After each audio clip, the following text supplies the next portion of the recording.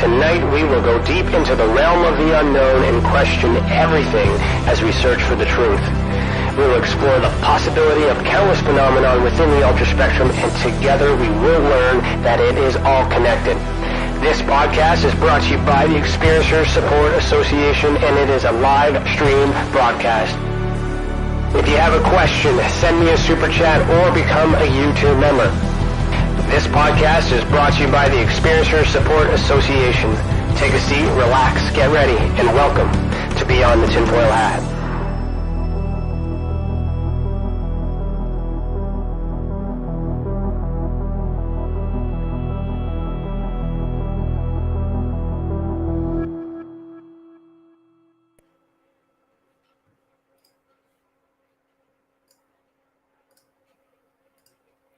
Hello, everybody, and welcome to Beyond the Tinfoil Hat. Today is Thursday, April 28th, 2022, and I, Ryan Stacey, am your host this evening. It's been 2 weeks. I've been away for a little bit, but I'm back today.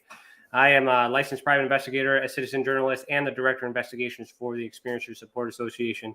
I am the former national chief investigator for MUFON Canada and the former international field investigator trainer for MUFON in general. Welcome to the channel, and thank you for joining us this evening.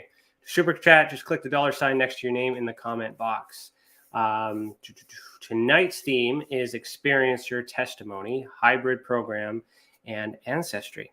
Our guest for Season 4, Episode 13 is Allison Yellowknee. Allison was born and raised in a small town of Slave Lake, Alberta. It was difficult enough being an Indigenous, and I can't say this word, I never can say this word, Indigenous girl, dealing with cruelty and racism, not without adding paranormal on top of all of that. All of her life, she lived in fear of the dark, as she knew this was when they came to visit. She has experienced wakeful dreams, lost time, and as an experiencer would, she attempted to explain her events as dreams. But too often she had bruises, markings, and ailments upon waking. Most of her family and friends were unaware of everything she was going through, and the people she confided in didn't believe her. So as many experiencers, she kept silent and led a dual life. As time went on, Allison noticed more symptoms and strange happenings with her body. This brought her to Reiki Healing and soon realized that energy work and helping others was her calling. Reiki has helped her remove the fear that crippled her life, and still having to navigate her mundane life tasks and function in society, she has found solace in her unique perspective to life. Since turning 50 and realizing her children are adults, she wants to share some of her experiences and insights with the hybrid program and how her ancestry has unfolded to tell an interesting story.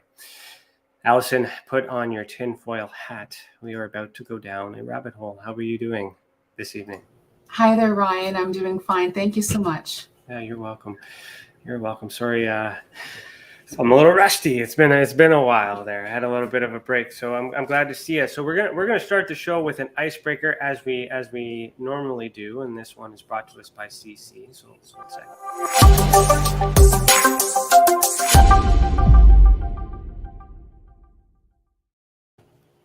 All right. So CC's icebreaker question for today is: which of the following creatures would you choose to live as for one day and why? So your choices are mermaid, vampire, werewolf, or fairy. Well, I would think a fairy. Okay. And the reason is I think I'd like to be flying and exploring all the different things, from looking down and also being on the ground. So I think I'd like to have the different perspective of that. I also believe fairies are kind of interdimensional, and I think they travel that way as well. So I think that's what I would like to do. I don't know. I would either do vampire or werewolf. I don't know why. Probably more of a werewolf because that's closer to like Norse mythology in that kind of bracket there. I'm kind of vibing with the Vikings lately, so I'm gonna go with werewolf. Final answer for $1 million. Good question, CC. Thank you. All right. So normally I ask, why are you the way that you are? How did you get to this place where you are today? But your as I just read for the first time, your experience has been your whole life, and that's what that's what brought you here to share this. Am I understanding that is this the first time you've ever shared an experience in this format? Actually, no, I've been Okay. a guest on a couple different other podcasts. Good.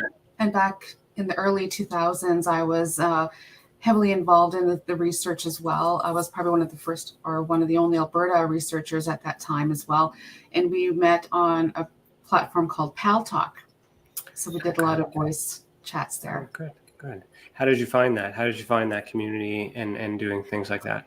You know, I found it was very supportive. There was a lot of, at that time as well, like that's when, you know, the internet was just coming into fruition, and, you know, we had cell phones, but they were the big bulky ones, right? We didn't have cell phone cameras then.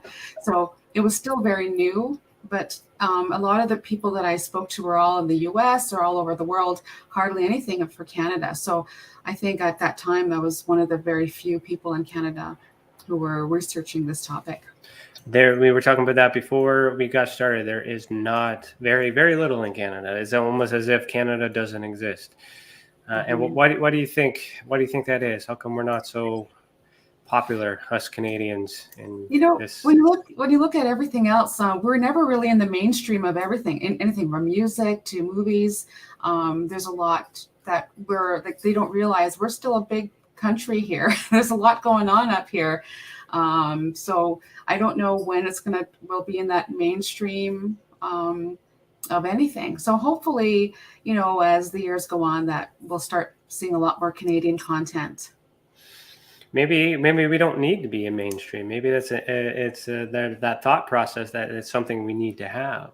Like there is a lot of Canadian networks that I work with, and I'm sure as you've networked too, that it's not part of the personality. It's not their goal. So you think it has something to do with that? Maybe we're just not striving to be mainstream or famous in that sense, but we're more so focusing on the research, focusing on the people, and trying to find the answers and doing the work, if you will, less than, you know, promoting it.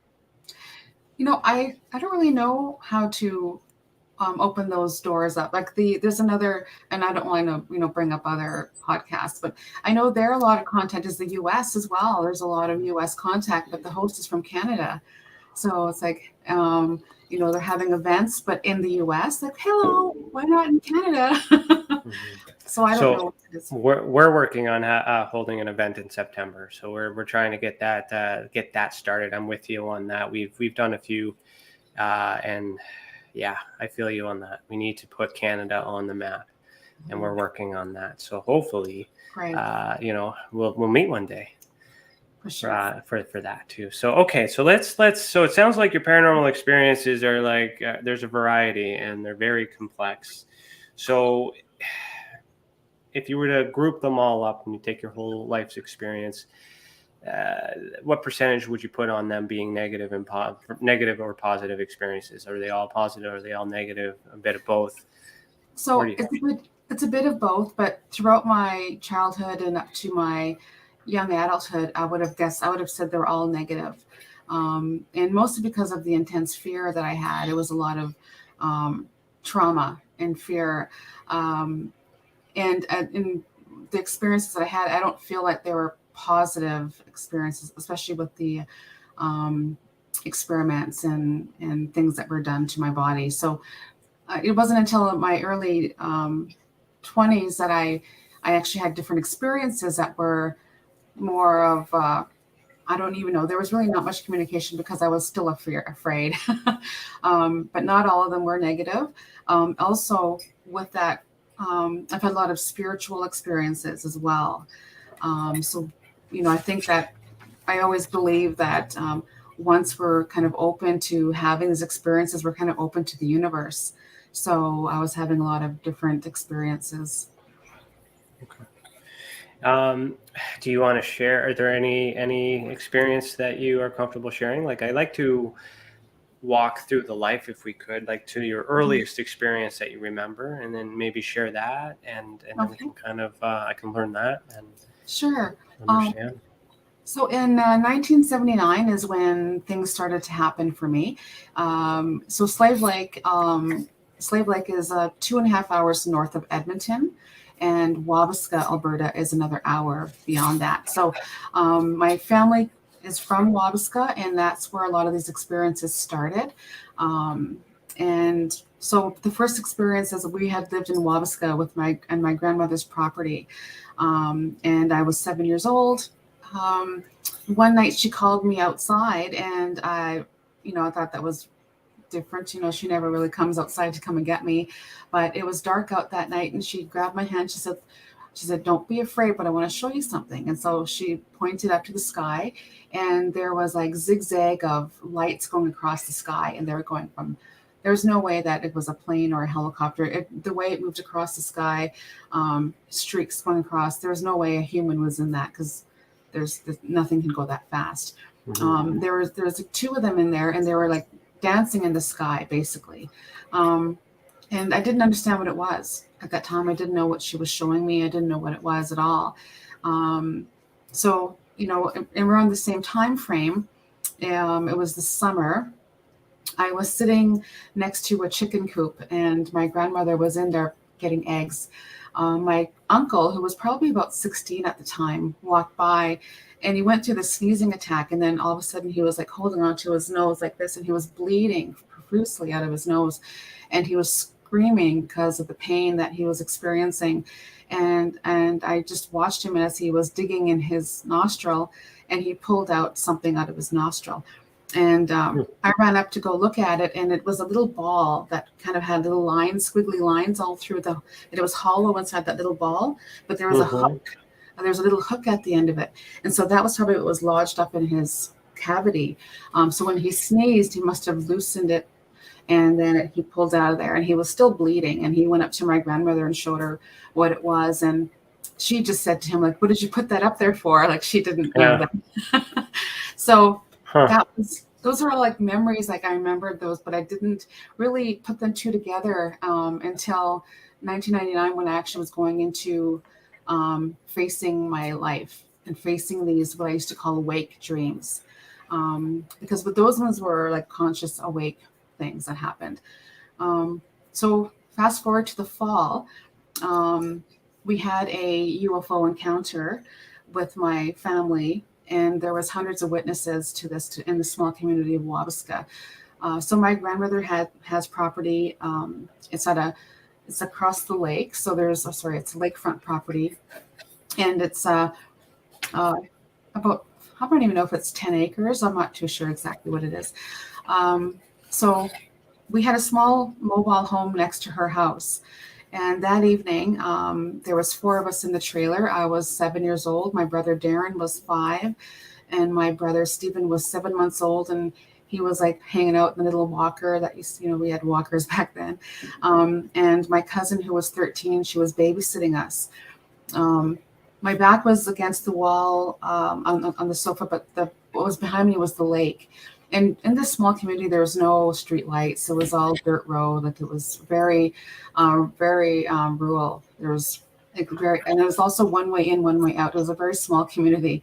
And suddenly there was lights hitting the trailer wall above me. So I looked outside, like the lights were hitting the wall across from me. So I was like, that meant the light was coming from behind me. So right. I looked outside, and I couldn't even see anything except the underside of the UFO that was coming down, actually. So it was coming down, and as it was coming down, the loud humming noise was starting to hurt my ears, and all of us were holding onto our ears because it was so loud. And within seconds. Could you hear it, or could you feel it? It was both. Okay. Interesting. So the feeling of it and the noise of it was so loud. We all were covering our ears. And then as it came down closer, the house started to shake violently. It was like an earthquake. We had pictures on the walls and things on the counters, and everything was falling off those counters and the walls. And we're all screaming and crying. I remember just that fear. We were just, afraid of what was happening around us. Then my brother and I ran under the table. We were hiding under the table, trying to get safety from everything falling. And my little brother was in his walker, and he was like trying to reach up for us to hold him. And then from here, we had like what I call chopped memory.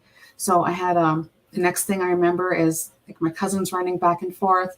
And then the next moment, my brother isn't next to us anymore. I'm like yelling for him. We're trying to look for him. My cousin's running back and forth looking for him as well, and couldn't find him. And then the next minute I look out again, and we're all sitting on the couches again, and we're all like calming down from heavy crying. So we're all kind of coming down from that. And then I looked out the window again to see if it was still there, and it wasn't above us anymore, but now it was across the lake, or at the lake, not too far from where we were, because we're on the lakefront. But the UFO was hovering above the lake, and it was saucer shaped, and it had a belt. I always describe it as a belt of color that kind of circled around the UFO, and it was shining outward. The colors were shining outward. But the one thing that I recall too was there was a beam of white light that came in the middle of the UFO, and it was right going into the water, and it looked like stream of water going up through. So I don't know if it was sucking up water, but it was a stream of water going into it, and then within seconds it was gone. And then from there, my mother walked in. She was supposed to go to the town of Slave Lake, as I mentioned. It was like an event happening that evening, and they were supposed to be gone for the evening. I thought she had just left, and she saw the UFO and came back. So I thought this all just happened in seconds or minutes, but it was actually hours later. And she walked in, and I said, Mommy, did you see the UFO? Is that why you came back? And she said, what are you talking about? We just got back from Slave Lake. And then she looked around and saw the big mess and was wondering what was going on. And my brother and I are like, Mommy, we're trying to, tell her what was going on. And she was just focused on looking at the big mess around her. And my little brother was in the walker, and he was like slumped over the walker, and he was struggling to breathe. And she picked him up and said, what's going on with him? He was pale. He was struggling to breathe. And so she's like patting him on the back. What's wrong with Stevie? What's wrong with him? And within a few seconds, now, while she was doing this, me and my brother were sitting behind, and we could see my brother's face. And his eyes had rolled up. His mouth was wide open. And then he stopped. He started to have a convulsion. He stopped breathing. And while he was having this convulsion, his arms were straight out, his legs were stiff, and there's a stiff baby with eyes rolled up in, and then he froze that way. And wow. So we all started screaming again. We're all terrified. My cousin, though, at the time, she was like in the corner of the living room. She was sitting in the fetal position the entire time, and my mom was like, Glenda, like, what's going on here? And Glenda didn't even snap out of it until we all were screaming again. When Glenda did finally snap out of that trance that she was in, she said, go get Clara, which is my grandmother. But as Glenda was leaving, Clara was coming in to the trailer and was checking on us, because her and my cousins had seen the UFO as well. And so my mom handed the baby to her, and she didn't know what to do because she's got this stiff baby in her arms, and she didn't know.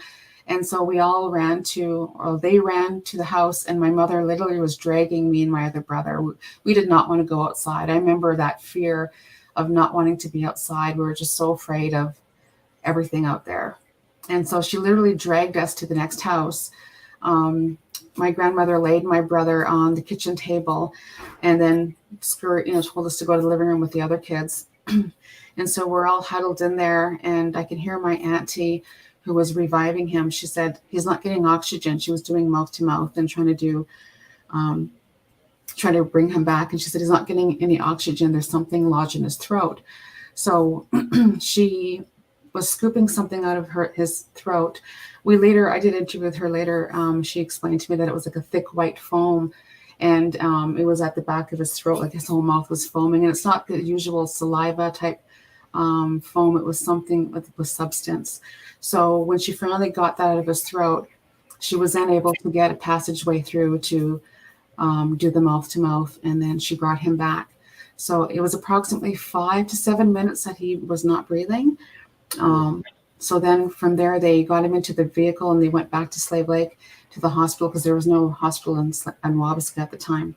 So they had to get back on the highway, 135 kilometers of dirt road to get to Slave Lake. And then he was admitted to the hospital on October 7th, 1979. Okay, so that's like, I don't even know how to describe that.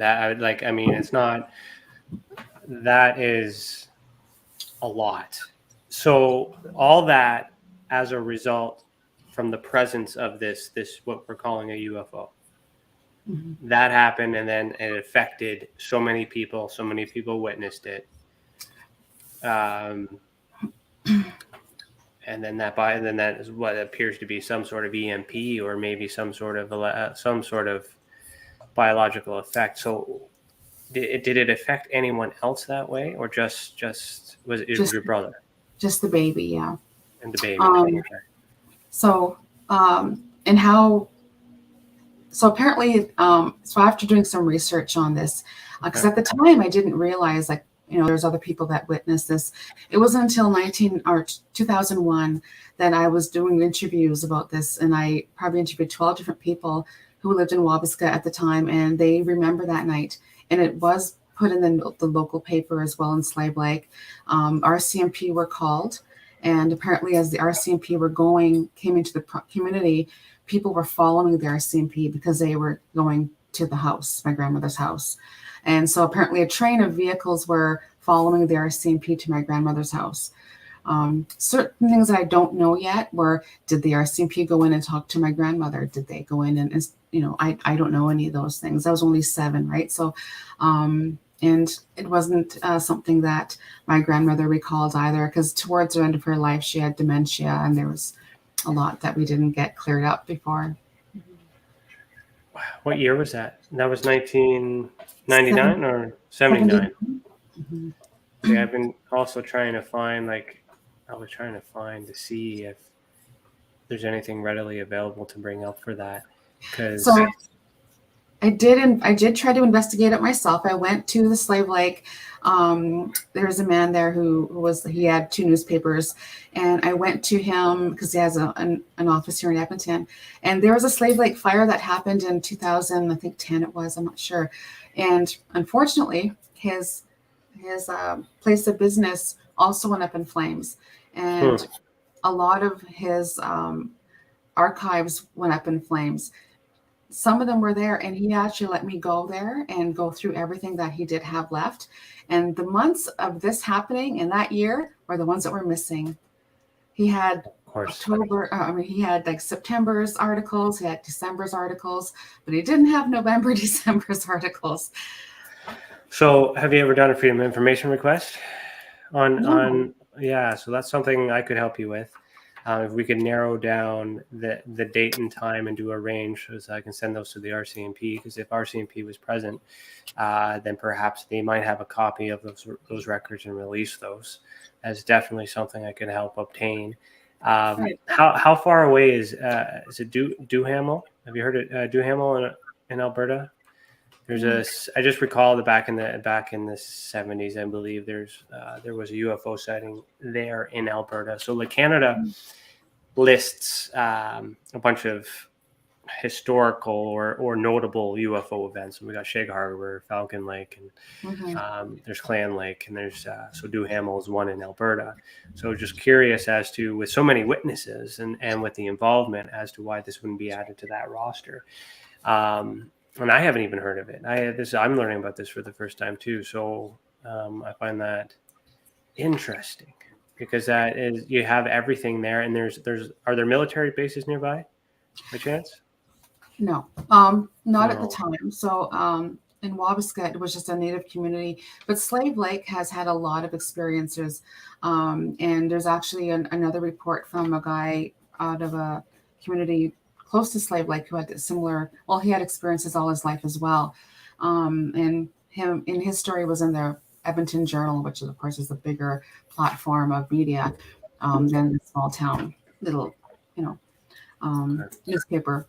But I did report it to the Alberta UFO group. It was back in 1999. I reported it there, and it was like a long story, and somebody paraphrased everything into 2 paragraphs, and that's what's out there in the media. Or when you search Wabasca UFO, it'll come up with this little blurb. So Yeah. Did you find that helpful, reporting it to a UFO group? Unfortunately, I found out the person who was running the group, he didn't want to take into any stories that were negative, because he believes, he wrote a book as well, but his are all about light beings and that they're all helpful and they're all here to help humanity.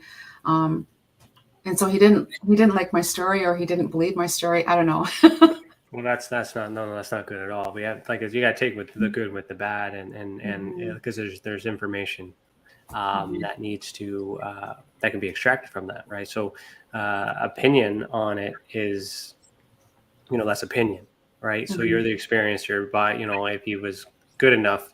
I've heard of AUG, so like, yeah, sorry about that. Did you report to MUFON or anywhere else? Anything else after that? Nothing? Or yeah? So in 2001, I was working on a film project, and I was going to go to Space Channel and APTN, as well as at the time ITV News. So I was working on this documentary. This is why I was doing the interviews with people. The last step of everything, and getting this produced was getting the budget together. I worked with a lot of actors and directors at that time. So I had everybody at my fingertips to get this job done. At that time, I did reach out to MUFON in Vancouver. We had MSN Messenger back then. I don't know if you remember back then. I remember MSN, yeah. Okay, so I did speak to somebody. I don't remember his name, but he was based out of Vancouver, and he was sending me a file transfer through MSN Messenger, and it was a list of skeptics, because apparently I needed to have a skeptic on my show for them to approve it. So who makes those rules? This was something Space Channel wanted. They wanted to have someone to debunk my story as I'm telling my story. I guess, I don't know. So in that file transfer, though, my computer got hacked, and that's a whole story in itself. But I haven't reached out to MUFON since. Well, I don't blame you. I mean, I've been part of that rodeo for a while too. But I mean, the problem with UFO groups is well, I guess all those things that you've explained, because they're looking for, even with the Sci-Fi Channel, they're looking to address all the audiences and all the check all these boxes, so as many people watch it, and because they're pushing for ratings, and they're pushing for cultures and diversity and things like that, trying to make sure they can make the money through ad revenue. That's what's in focus.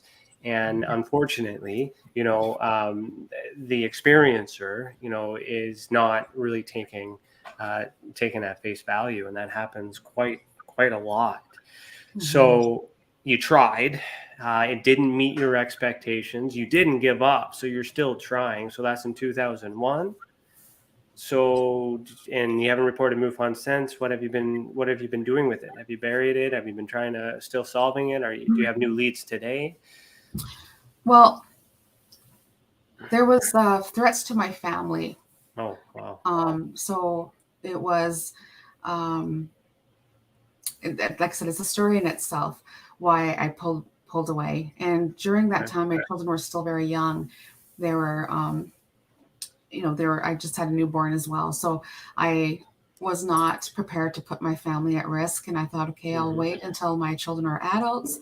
And I want them to know exactly what may happen, or, because during these experiences, and me trying to tell my story back in 2001, we had other experiences where one of my sons was having shared experiences with me. And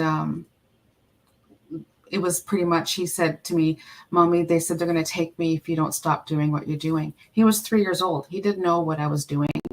But this is what he told me. And then we had a second shared experience, and it was the same thing. He said, "Mommy, you're not stopping." And so I stopped. Interesting. So, but did you start up again, or you just stopped then? I'm just getting back into it again. The last couple of years, as I mentioned, I was on a podcast a few years ago. That was me coming back into it. And then since then, I've, been involved in a few different groups and talking to a few different people and just trying to get back into it again, because a lot's changed in the research from then and now. So, that's true. And research is still changing and developing. And a lot of people that are, are debunking each other and fighting with each other right now, like it's chaos, which is kind of good because more people are asking questions, new faces are coming in and challenging the evidence and trying to get answers because we need to know what's going on. So with combined with the research that you've done, forget the experiences that you've had in trying to get the message out. That's unfortunate and we run into those problems too, which is why we've created our own media company so we can just ignore all those things and do it the way it should be, focusing on the experiencers. What do you believe is happening? What is the result? What actually is going on with you? Well, if you were to ask me why they're here, so I'll share another quick story. Okay. When I was in grade 3, so I think I was about 8 years old. It was about a year after this event, our UFO event. We had to write a story in English in our school about what was our most memorable experience that we've had in our life. People are writing about the trip to Disneyland or the pony they got for their birthday, and I wrote about my UFO experience. And so I was excited to see what I was going to get for a mark, and how the teacher gave us our assignments back was she pinned them to a big bulletin board at the back, and we all had to go run and go get our stories, and we had a big F on it, the circle around it, and she saw me crying and just come and talk to me. So I did, and she said, "You're supposed to write something that was real." And I said, I did. That was real. That happened to us. My brother almost died after the UFO. And she said, really? And she said, so why do you think they're here? And I, with a hesitation, said, they're here for our natural resources. They had no oil exploration at all. It was just a native community. And then about 1990 to 92, oil exploration happened in Wabasca because, yes, it is abundant with natural resources. So I knew that even before, even knowing what the word natural resources meant. But then, of course, as I became a preteen and beyond, that's when I learned more about the hybrid program. And at the time, I didn't even know what was happening to me. It wasn't until 1994 that I learned about that more. So you want to talk about that? What is this hibernation program or hybrid? So I think I would talk about first how I was the symptoms that I was having and how I was feeling. So from the age of like 8 o'clock, I was taken, and experiments were done to me. I woke up on a table, and I didn't feel like I was in a UFO, though. I felt like I was underground. I felt it was cold. It was very dark in there. There was only 2 light sources in the room. One was above my head and one was above another girl's head. And there was like transparent curtains that were dividing us. And she was crying. So I woke up to, like, I couldn't move. I was laying there, and I heard her crying. And I said to her, "Where are we?" And she said, "They're coming." And I saw 2 beings walk by, 2 figures walk by the curtain going towards her, and she was screaming. Moments later, there was no noise coming from her. And as they approached me, they came to me, and this huge syringe needle was coming at me, and that was injected into my heart. I recall feeling the puncture of that needle going into my heart, and then I felt the cool liquid fill my chest, and then I couldn't breathe at all. I remember that was like, I was at the end of a breath, and that was it. I thought I was dying. And so I had those kind of experiences where, like I said, I've woken up and I was not in my bed. I did feel like I was in a cave, because I remember like trying to run away. I somehow I don't know if it was like my spirit running away or my body, but I felt I was going in this cave, like a tunnel, and it was all like chiseled out tunnel. And I remember trying to run through this tunnel. And then like they do a lot of mind trickery as well. So the next thing I remember, like even though I'm trying to run down this cave, the next thing I'm seeing is it's like I'm floating back down to my house, and I can see my house. I can see the wall at the end of my house, but there's no wall. I don't see the wall. But the next thing I know, I'm running through the house, and it was like a slingshot. I was like a hard time to get through the wall, and then I'm through the wall, running down the hallway of my house where my parents were. And I was screaming, and I was like, telling them, Mommy, I said, the aliens took me and they put a needle in my heart. And my parents just said, go back to bed. You had a bad dream, go back to bed. And yeah, so I came out that wall, ran down the hallway, and yeah, so that was. Okay, so I have questions. Hold on.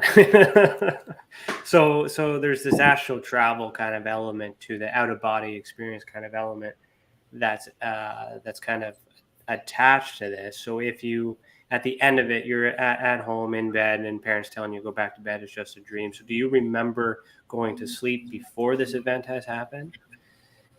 No. That's why I called them wake dreams. A lot of times I was already awake, and then I'm waking up again. Is it possible for you to leave the house without your parents knowing, like physically? No. So it could have been some sort of like, that's what we're trying to understand how they do it, right? It could be some consciousness or mental hijacking, and whether or not you physically go somewhere or mentally go somewhere, but when it's so vivid and so real, you still feel it. So the other question I have is with that syringe or needle, pardon me. Was there any residual evidence, any markings left behind? So, I don't remember looking down at myself. Like I said, I was only about 8 years old. But I did have a lot of symptoms after that. I had a hard time taking a deep breath. I had shallow breaths. I was very weak and listless. And for an 8-year-old, that's not very common. I also was having like this extreme headache, and I couldn't even talk. And it was like talking at the end of my breath. And I was like, Mom, I can't get up. I can't move. And she was like, get up, you got to go to school. Like, she thought I was faking it. But after 2 days of having these symptoms, like I remember I could barely walk. I was like, my heart hurt. Like I could not take a deep breath. So I was having these symptoms of like this heart pain, the headache. Of course, the insomnia kicked in at that point. Now I was afraid to sleep because so many things were happening to me when I'd go to bed. And then so I remember her taking me to a doctor about on the third day. And that doctor said to me, so Allison, when did these symptoms start with you? And then I said to him, after the aliens put a needle in my heart. Mm-hmm. That was my response. And then my mom and the doctor looked at each other, and they nodded their heads, and it was just dismissed. See, that's the hard thing, right? So like something happened. Like it's so vivid in your mind. I mean, you're not, I don't see any signs of deception, like watching this and learning this for the first time too. And the thing is that the doctors, how do you prove that? They can only work with what they can prove and what they know. And they do play on the fact that children's imaginations and things like that. And it's at a time where we're still learning it. Cold War had ended, all these other things where, it's been covered up. So if this had happened in today's age and you were to go to the doctor, do you think the doctors would say the same story just now, today? What do you think? Well, I don't know. It's hard to say. I think a lot of them are still closed-minded. If somebody goes in there and they're having, they're dealing with trauma, and they talk about something like this, they might institutionalize me and think I'm schizophrenic or something, right? That's a whole other rabbit hole there. They like to do that for no reason, let alone giving them one like that. So I'm thinking with what's out there now as proof, and there's so much out there now. I would be hopeful that doctors are more open-minded to listening especially when children speak. I think when children speak, it's truth, right? They say that because the children don't know any better, right? Mm-hmm. They haven't been conditioned fully. They haven't been taught all these things and aren't real. They're saying what they see.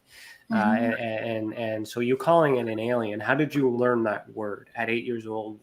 If that's not what was going on, the word alien, where did that come from? That's a good question, because I was wondering that even when we had the UFO experience itself. I remember my neighbor coming over, and they had seen the UFOs too. So we all of us, there was like 8 of us kids, we're all like walking through the woods and we're looking for alien tracks. And I think at the time, anything alien would have been like the Great Gazoo. Was that Flintstones? So it would have been TV shows like that. Okay. Yeah, because I guess the conditioning kind of started because Roswell had happened, I guess, prior to that. So, I mean, we all grew up, even being Canadian, we still hadn't watched American stuff, right? So we all learned all that. Mm. So we only had one channel.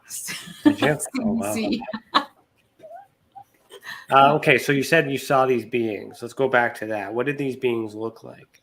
Oh, so the thing is, I couldn't see their face. They were tall. Okay. And that I used to say they were cloaked. And what I meant by that was that they had robes that were covering. And so I don't know if that was part of their facade or how they didn't put fear into us. I'm finding robes to be a very common trend or characteristic amongst experiencers. And they all look different, but these robes are a thing. Strange. Yeah. So there was 2 of them. I was already held down. I don't know if the sheet that was covering me was what held me down, but my body I could only move my eyes. I could not move anything else until after that, the needle injection. Then I was trying to run, and it was that, feeling like my feet had cement blocks. I was trying to run and I couldn't do it. And that's why I wasn't sure if it was like my spirit jumping out of my body. You talked about astral traveling, because I started to do that a lot as a kid. I did a lot of astral traveling. And so I don't know if that's where I learned it from, but it was something I did a lot, and I thought everybody did it. So yeah, it seemed natural to you, seemed normal to you, and you were trying to explain it, and then people didn't necessarily believe it. So I can understand the doctor's standpoint, but what about your parents? Like, how come? Would they have believed you? Do they believe you now? The way they were raised, is it like, were they taught not to believe in those kind of things? Or so my mother dismissed a lot of my experiences.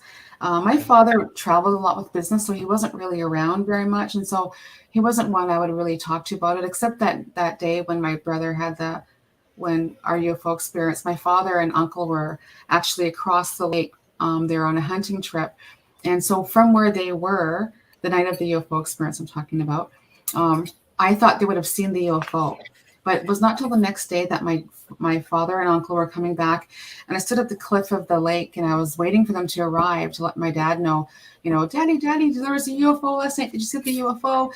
Steve, you almost died. And then as soon as I said that, he dropped everything and ran to the house to go find out what was I talking about. Because I said Steve was at the hospital, and I'm chasing my dad, but Daddy, the UFO. One thing I can say is that my father has never really talked to me about it. They're both still alive. And why it alarms me that my father wasn't one to be very open was because his mother and numerous siblings were having experiences. So my grandmother's had lifelong experiences, and then some of my aunts and uncles, and then some of my cousins. So it seemed to be selective within the family bloodline who was going to be next on the list and what generation. It seems like it is a generational thing. Other people in my research of this, especially the ones that I've talked to here personally, they've all had lifelong experiences, and it does follow their bloodline. So. So you're Indigenous, and your family is of that background. So do you, culturally and I guess spiritually or religiously, like, is there any room or explanation for the possibility of extraterrestrials or aliens, or like, forget the label, but the beings from outer space or another place? Is that in your culture? Well, apparently it was to some point, and I don't know where the disconnect happened. I believe that the disconnect happened when the residential school era happened, because it seems like if you hear stories of some of the old people will talk about star beings, and I've heard of other people within the same Slave Lake area who have sat with elders, who elders have sat with alien in a sweat lodge, for example. And so I've been waiting to connect with that elder to see, talk to them more about what do you know, because I do believe that there might have been a connection, but somewhere along the lines that disconnect happened where we don't know what's going on. Interesting. Yeah. Seems to be, we need more info. We need them to come back. We need them to fill the blanks. There's a lot of us. It's like they came, they did something, and then they left. And here we are trying to figure it all out. It definitely would help if we had some answers. So you mentioned your brother and the baby. So the baby back then, like the baby and brother are still alive, or have they survived? Like how are they today? How are they coping with this today? Well, the one who was 5, he and I didn't even really talk about it until maybe about 20 years ago. When he said, "Do you remember that night when there was a UFO and everything was shaking and Stevie almost died?" I said, "Absolutely, I remember it," because I didn't think he would. He was 5, but he does have a lot of chopped memory as me as well. My brother Stephen, who's now I think 43, he doesn't have any memory of it because he was only 7 months old at that time. Neither of them recall any like ongoing experiences like I did. And a lot of people, like my cousin Glenda, who was babysitting us that night, she was 13, but she has no memory of the UFO event. But she remembers what happened afterwards when my brother was having that convulsion. So she has no memory of what happened the night of the UFO, but she remembers like seeing that. And she was going to be a part of my story as well. I wanted to, talk to her about like, we need to explore this a little bit more. Like, what do you remember? And she remembers nothing. So have you guys done regression or thought about regression hypnotherapy? I've thought about it. I've been wanting to do that, which is why my story hasn't really come out yet. Because it's like I've got this big puzzle, and I have so many missing pieces, and you can't tell the whole story with all the missing pieces. You've done and I agree, and that's why I'm building a database to connect these pieces, like to connect you and other experiencers together to kind of like network and share in the same way, because like that's so relatable within your family. So you guys have this bonding experience, traumatic, if you will, but like it's still bonding in a sense. But it is familiar to other testimonies and experiences that I've investigated and that I've heard for too. So it's common, and it'd be interesting to have like not just outside of family, to share. I'm not going to mention any names, but there were some people commenting earlier that have similar experiences to what you've described, and it'd be interesting to share notes, because maybe it's the same people, maybe it's the same place, and maybe they remember details that you don't remember, and that will help you remember these things as well. Right. Have you made a report to Tessa yet at all? I believe I did. I don't recall. I've tried a few different places to report things, but. So if you have, then I do apologize, because I'm working on putting on getting the database all sorted out so I can properly do the investigations the way that I want to do them, which is better than the way I've done them in the past. If you haven't, then please do, and then I can definitely guide you in a way to get these freedom of information requests too, perhaps of some government documents that could exist if it was documented. Because if RCMP was called and they showed up, there should be some sort of documentation that exists, and I can help you get that. Well, that'd be great, because I did try. I reached out to the RCMP. There was 2 numbers emails that I sent out, and they said, "Oh, you're at the wrong department. You got to email this." Yeah, you got to be very specific with these requests, and got to connect the dots, and then you try it. If it fails, it doesn't mean you fail. It just might have meant you asked the wrong question. So if you're like, if the date's wrong, they'll search the date, but they won't tell you that they have the file the following day unless you ask for it. So it's we got to work on get the data going and be specific when you ask. Wow, that's I want to say fascinating, but I don't mean that in a positive way, like in a movie style way. I mean, like it's not amazing. What's the word I'm looking for? It's not terrifying. This is just awful. Like not awful, but it's wild. Let's just say that. How about that? Well, let's agree on that one. That one's wild. And I mean, okay. So any other markings on your body at all? Right. So the incision. I think that's kind of where we were getting to, and then we got sidetracked there. yeah, sorry, I tend to get sidetracked. Yeah, no, it's okay. It's okay. I'm making notes as we're going to. I'm scribbling as well. Just make sure I'm paying attention here. So after I was 8 years old and I was having a lot more frequent visits, I would wake up with markings on my body, and I used to think they were. I didn't know what they were. It was on my arms, mostly my arms, my inner thighs, and my torso, the sides of my body, like my sides. And they looked like fingertip marks, and they were circular, and they almost looked like little burns. I did go to the doctor several times for these, and the doctor would misdiagnose me as having a ringworm because it looked like ringworm. But they were significant because they'd be like fingerprint marks that the way they would be like 3 or 4 or 5 in a row on each side. And then I would visualize that they were holding me down, and then especially with the, I was having a lot of belly button issues, a lot of pain. I would find a lot of stuff in my belly button. I never put anything in my belly button, but I would be pulling out like black, gummy, slimy stuff sometimes.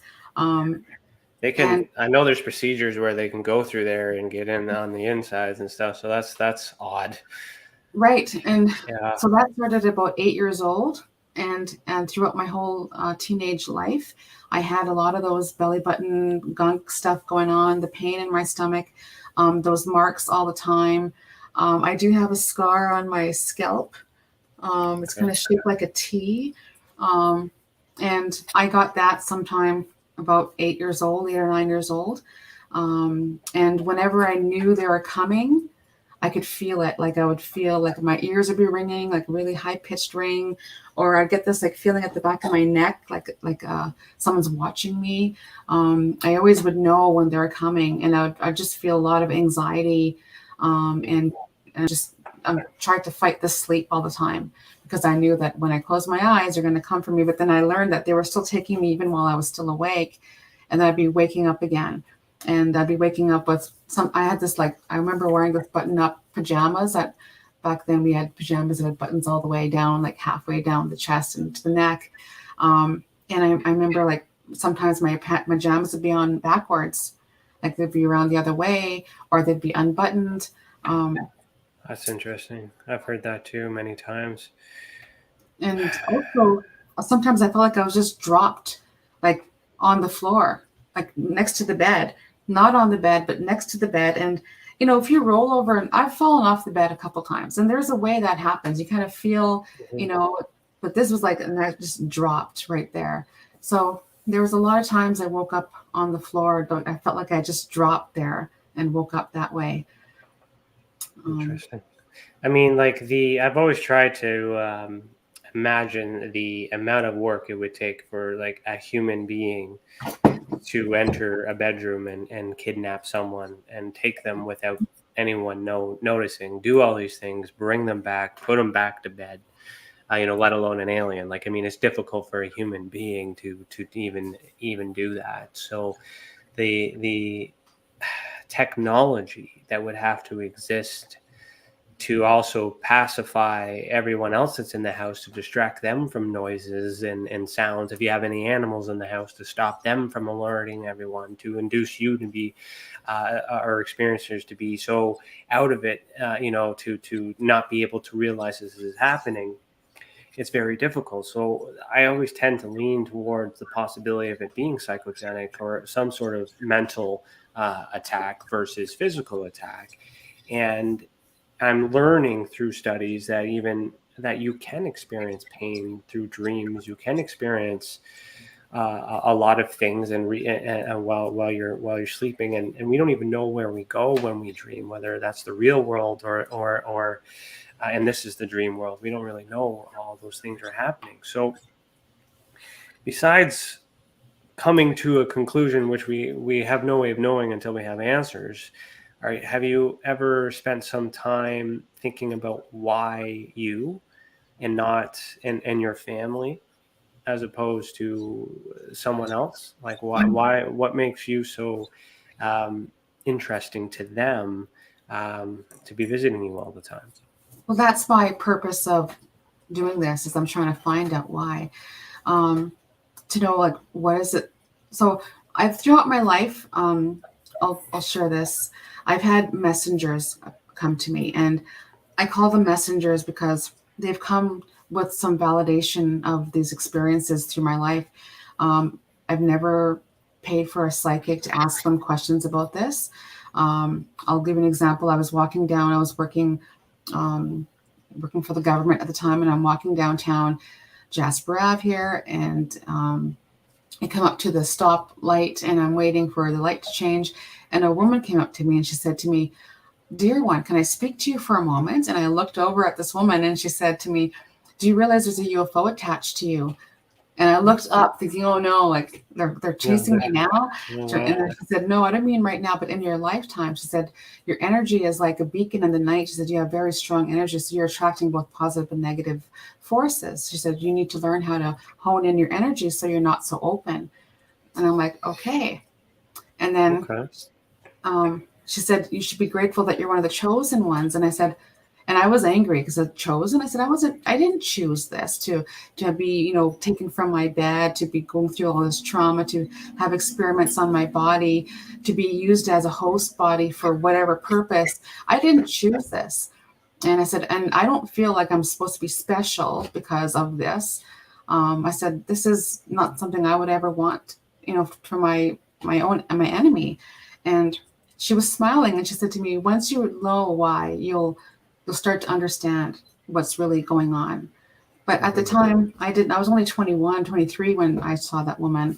And, but that was just one of the messengers. Another one came up to me, and she said to me, "I see there was 4 of you." And she said, "4 of you had an experience with a UFO." And I went, "Yes." And she said that the baby almost died. And I don't even know what the baby was. And she said, the baby almost died, and the oldest one didn't remember anything. She said, "Do you know why?" I said, "No." She said, "The serum that they give you to lose, the memory serum that they give every abductee, they gave too much to the baby and too much to the older ones, and the older one, and not enough to you and your other one that was close to your age. That's why you remember." And who is this woman? Yeah. How did you know this? Yeah, who do you work for? Yeah. How do you know this? Were you there? Were you in on it? Yeah, like that's okay. So we're gonna pause right here, but we will be back after a commercial break. So if you're listening to this audio only version, head over to youtube.com/the Experiencer Support Association so you can see the video that goes with this audio. Remember, you are listening to Beyond the Tinfoil Hat, a podcast by the Experiencer Support Association, and we will be right back. It's your business. It's your property. Your assets are worth protecting. Blacklight Investigative and Surveillance Services specializes in patrolling and inspecting residential or commercial property against fire, theft, vandalism, terrorism, and illegal activity. People and buildings are monitored to prevent crime. Keep your property, your people, and your assets safe from threat. Our elite staff are dual licensed private investigators and security guards. Blacklight Investigative and Surveillance Services. Go to blacklightiss.com.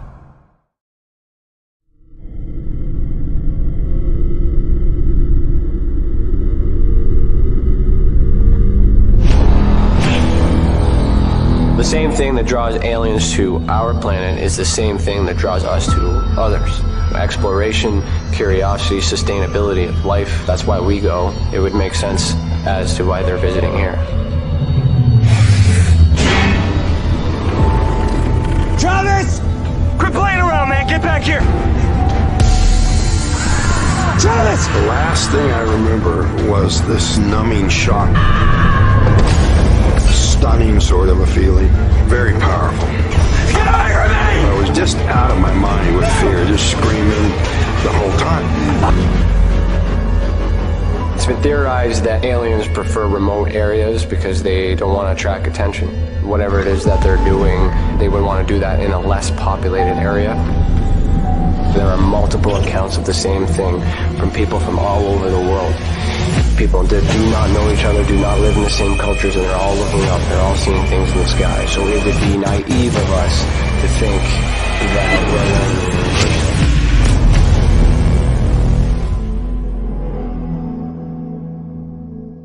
Ryan is one of Canada's leading new UFO investigators. He conducts and oversees UFO investigations on a constant basis and was really taken by his research. He's compiled a tremendous amount of data regarding UFOs in Canada. And just as interesting, he really goes over how UFO investigations are done and what are some of the mistakes that people make when they submit evidence. Note for starters, don't edit your videos or photos before you send them. If you want to hear more follow-up conversation between Ryan and myself, you can go to richardolanmembers.com, where we have a candid conversation on ufology, the paranormal, and more. And remember, while we learn and grow and search for the truth, let's be good to each other.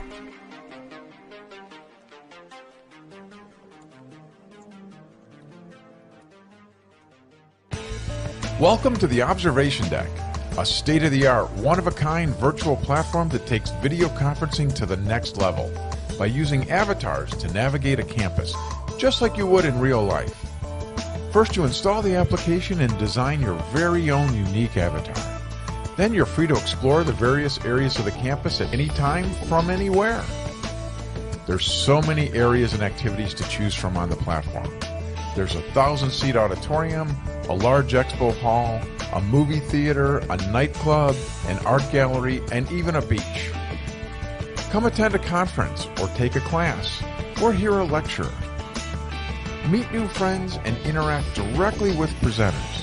It's all right here on the incredible Observation Deck campus. Where in the world will you go?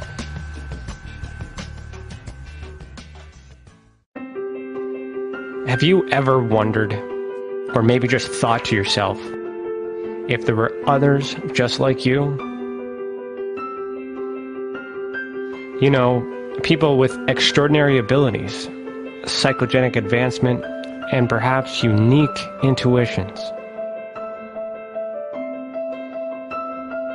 Maybe you just wondered if there were other people who experienced unimaginable, unexplained, or even unusual and paranormal events. Are there people who have more questions, more fears than answers? Well, you're not alone. You've never been alone. We believe you. Sign up for EA today by going to tesacan.org/EA. That's TESACAN.org/EA.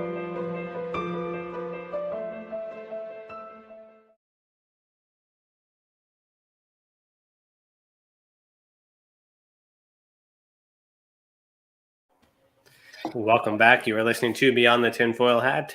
Did you know that we have a private community chat for members of our YouTube channel? If you become a member, you will get bonus content like exclusive videos, including bloopers, behind the scenes, and members only Q&A. Also, if you've ever experienced an unexplained event involving the paranormal, UFOs, extraterrestrial, dogman, or any other paracryptid, head over to tesacan.org/reporting system. Let the others who have already reported be that example that proves we are making a difference. And if it wasn't for those reports, we would not be able to do what we do, and for that we thank you. I'm still here with Allison Yellowknee, and I'm going to put you on the spot because I know you're a YouTube member. So how are you enjoying it so far? And thank you so much for being a member. Oh, I'm enjoying this for sure. It's always good to share, because I feel the more that I share it, it also helps me heal. Putting words to our thoughts are very healing, right? And through, like I said, through Reiki, something I mentioned earlier within the intro, that really helped me through my healing of this lifelong trauma. And you know, it helped me to be able to function within the two worlds, I guess, to put it that way. Yeah. Okay, great. Thank you so much for sharing that. So I'm just trying to keep track of the whole timeline. So 21, I think, is where we left off with the psychic lady that knew everything about your life. So there's a few years in between there. Has anything else happened since then? Oh, well, okay. So if we go back to when I was 8 years old with the needle injection, Yeah. After that, I was starting to I felt like my body was being prepped. Okay. That was the feeling. So that's why I was having all these markings on my body. Like I said, I think they're holding me down. Mm-hmm. I don't have any conscious memory of being held down in that sense. But when I'd wake up, I'd be like sore. My body would be like aching everywhere. And I didn't know why I was always waking up with pain and ailments and struggling to breathe. I would actually have those heart pains every time after an experience, those sharp heart pains. And that lady who also talked about when they gave us my brother too much and me not enough, she mentioned that with, what was it? Sorry, I lost my train of thought. It's okay. So having those experiences for her to see or to know that we were having that something was given to us to make us remember or to forget. That made a lot of sense, because if that's what they were doing to me every time they abducted me, if they were stopping my heart, starting my heart, and that maybe that, and she said to me what they were injecting into me was adrenaline. Okay. And so that's what she told me. And I thought, okay, this is somebody telling me, how does she know all this stuff? So I call them messengers through my life that I've had people come and tell me things. And then another one, this was all by accident too. I'm going to go up to this other messenger. I was going to see this healer, natural healer. I was having like breakouts on my face. I was breaking out a lot. I didn't know why. And so she was doing theta healing, and I thought it was an interesting thing. I've never tried that before. But she was doing this body scan. She was using her fingertips. She was body scanning me. And she was able to figure out what was happening with my face. And she told me that right away. But then she said to me, there's something else really big here. And she kept on doing this to my stomach, and I didn't know what she was doing. And she said to me, you have a lot of missing memory. She said, I don't mean like you're forgetful. I mean, your memory has been taken from you. Do you know what I'm talking about? And I just said, yes, I do. And she said, I see 3 implants in your body. Do you know what I'm talking about? And I said, yes. And she said, 1 in your head, that's that scar. She said, 1 in your heart, and 1 in your right ankle. So this right ankle that she was referring to, I have a skin issue. I'm sensitive to metals, and I actually have a skin condition, really bad rash area, kind of. It's always been there for a long time, and my right ankle. And for her to tell me that's where it is. And you had that prior to her telling you that? Oh yeah, many years. And then okay. And then she kept on reading more, and she said to me, and she got really emotional. She said to me, your uteral wall is very thin and weak because it's like you've had dozens of babies. And I said, okay. And she said, do you realize that for many years you couldn't have children? I said, I am aware of that. My spouse and I were together for 7 years before we could actually have earth children. And she said to me, they disconnected. She said, the way I'm going to explain to you is like, she said, it's like they disconnected your uterus from your vagina so you could not get pregnant, but you were having multiple babies. And she said, and I said, I totally know what you're talking about. So she was able to pinpoint at that. And so it's always good to have that validation. So I was like, I totally know that, because all my life I've had these symptoms of pregnancy, which I didn't know they were pregnancy until I had my first child in 1995. Okay.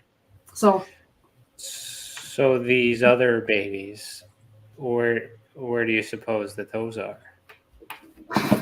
Okay, so I'll go through this part of the story about the hybrids stuff. Okay. So in my preteens, I was having a lot of ailments. I was always feeling nauseated. I was still having those heart pains, a lot of those heart pains constantly. The belly button stuff that was happening, and then a lot of pain in that area. And some of the stuff that I'll talk about is not not nice, but as a woman goes through monthly time. So I would have periods of 3 months of nothing, no period. And then I'd have these stomach movements. And then I would wake up to a messy bed. So that happened a lot. I also was lactating. And at the time, even though we had health, I didn't know that wasn't normal. I thought that was normal that girls go through in puberty or whatever. So I thought that was a normal thing girls went through. So I went to the doctor about these movements a few times. And so it feels like there's flip-flopping in there. There's something happening in there. But I was a virgin, so he wasn't going to give me a pregnancy test because I'm 13, 14, 15, whatever. And I remember going to him again at 16. This was the same doctor that I talked about that said, that I told him that there's a needle in my heart, right? So it's the same doctor. And I said, I'm always having these stomach movements. And he said, oh, it's probably just stomach spasms, dismissed everything, I would say. So I would have these symptoms, like I said, the movements, just a lot of different things relating to that. And it wasn't until I was pregnant with my first son that I recognized all those symptoms in the first trimester. Wow. And so in 1994, we'd been trying to have children. I was only 22, but I was with him since I was 16. And I'll mention something before I said that. I remember saying to him, how come you don't wake up and all this stuff happens to me? And no, he asked me, how come I don't wake up and all this stuff happens to you? And I said, yeah, why don't you wake up and all this stuff happens to me? So we had a lot of arguments because he didn't believe my stories either. So it was really difficult to be with somebody for 20 years and they don't believe you or support you. So it was a difficult relationship to be in when you have something like this happening and they don't believe. So it was difficult. But so as I mentioned, we tried to have children. We went to these in vitro clinics. We did all different things. And we decided we'll just let nature take its course and not worry about it anymore. So in 1994, I went and saw an elder. It was my first time. So I didn't grow up with my culture. I didn't grow up really understanding about my native culture. So in my early 20s, I was starting to really want that feeling of like, where do I belong? And while I was traveling through BC, I went to see an elder, and I told her, I said, I have a lot of nightmares that come true. And, but she said to me, your desire is to have a child. And I said, yes. And so she prayed over me, and she gave me these dream catcher earrings and said, wear these at night. And I did. So, and that night, as I was praying and asking, for a child, the next thing I remember is being not in my hotel room anymore. I'm walking through this hazy, misty room. I couldn't tell you if I was in a craft or I was underground. I couldn't tell you that. I just know that the room was dark and misty, kind of grayish, light blue. And there was like moisture in the air. When you go to like a produce section and there's that misty water that they come out for. It's kind of like that feeling in this room. And there was a woman figure walking in front of me, and she was leading me. So I'm actually not scared in this experience. Usually I'm fearful, but I wasn't afraid in this experience. And she was leading me down in this room, and we approached these 2 rows of children, and they're all different ages because they're all different sizes. I would say 16, maybe. I didn't count them as I walked through these 2 rows, but I was walking in the middle of the 2 rows of children. Some had hair, some didn't have hair. Some had big eyes, some had regular human eyes. They all looked different, but I felt a connection to them all. And I remember as I was walking within that row of these rows of children, some of them were like grabbing at my hands and were walking alongside me.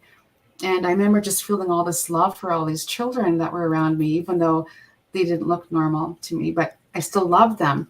And as I followed the woman, she turned around and she handed me a baby boy. He was wrapped in a blue blanket, and she said to me, you can keep this one. And then I woke up back in my bed, and I was like, what happened? And then I was having those heart pains for like 2 weeks straight. That heart pain. I couldn't catch my breath. I was like so couldn't figure out what's going on. So 2 weeks later, I'm in the hospital in Burns Lake, BC, because I couldn't breathe. I was having that hard heart pain, and I found that I was pregnant. Wow.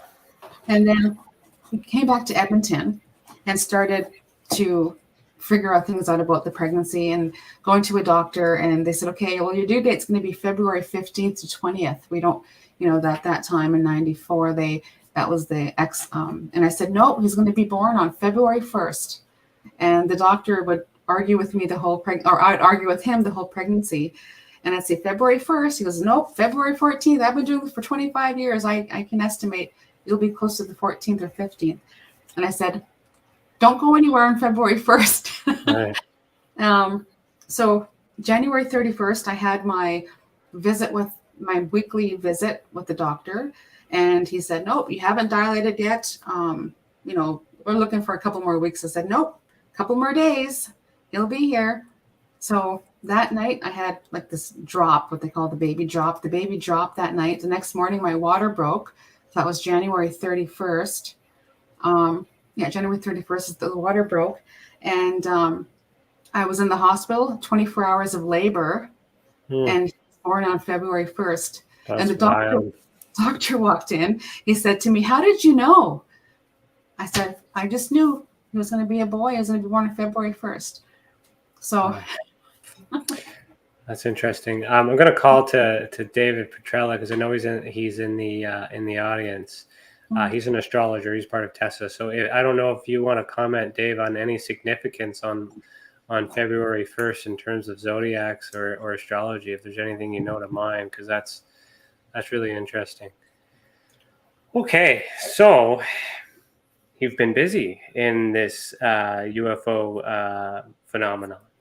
You are a lot of people there's a need, and so I'm interested to just segue a little bit, but probably try to bring it back to this. But have you had any paranormal experience? And that's kind of, if we were to stereotype or segue into, ghosts and spirits, have you had any of those type of experiences over the years?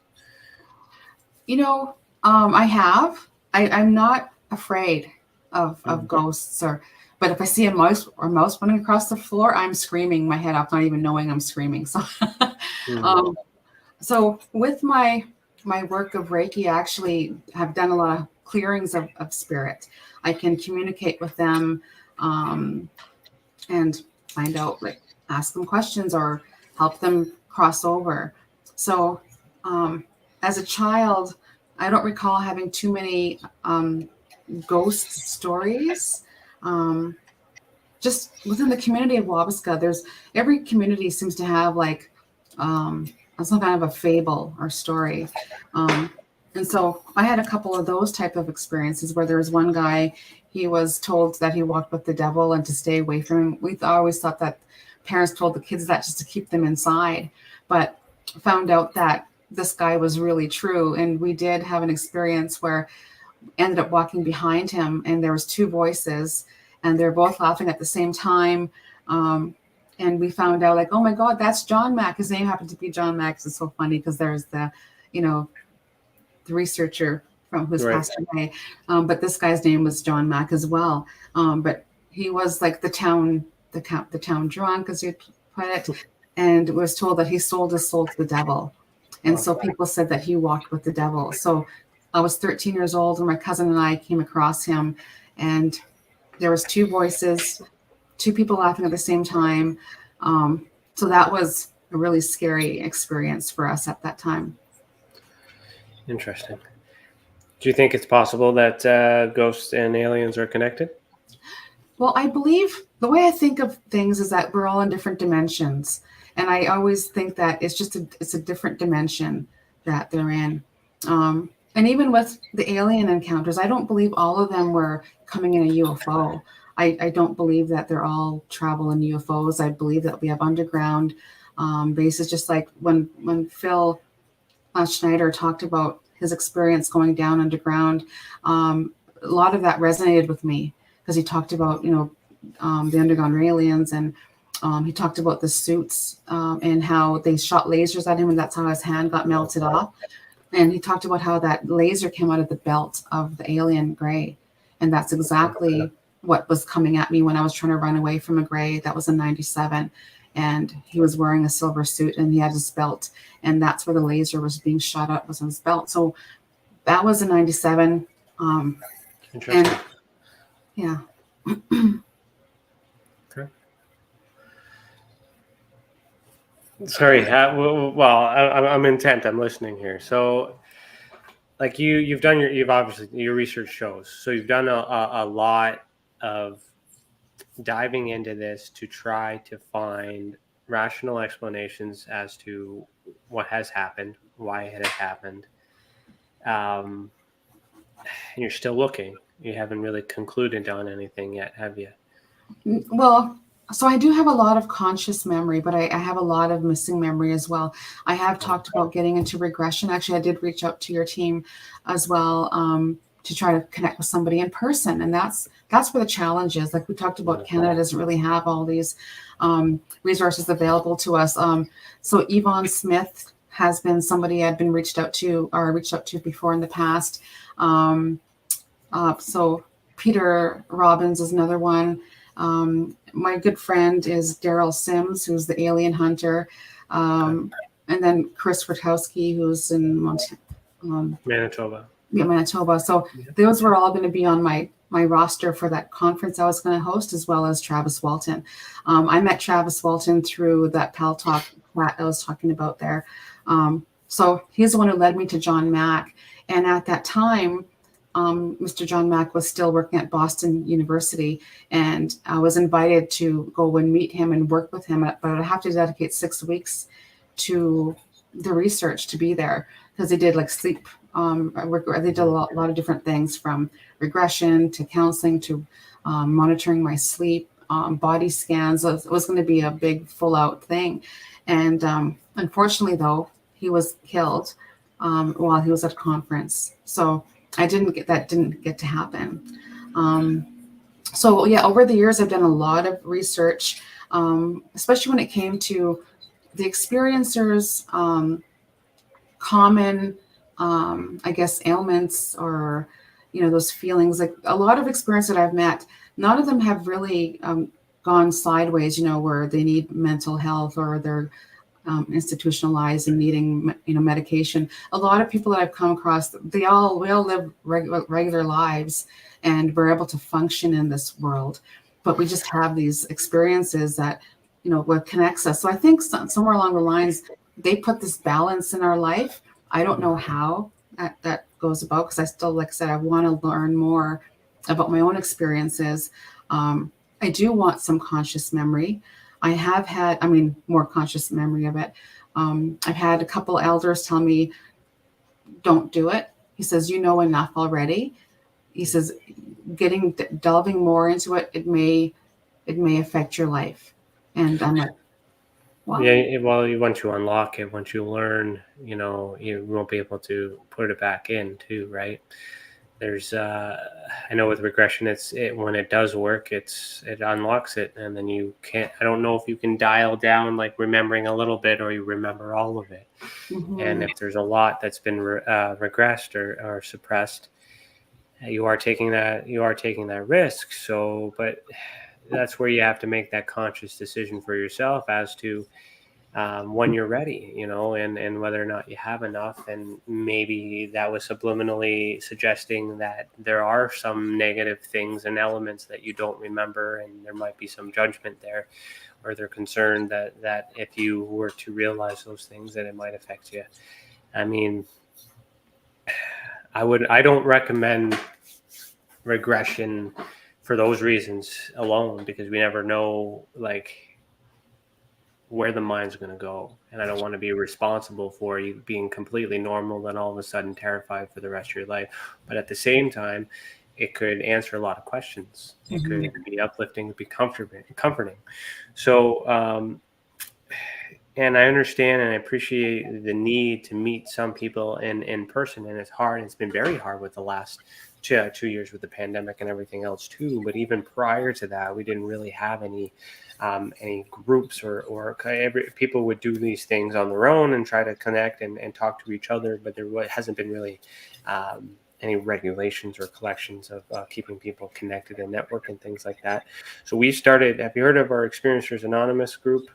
Yes. Yeah, so that is kind of on the philosophy, right? It's been virtual, but eventually we like to start to do little camps in other areas too.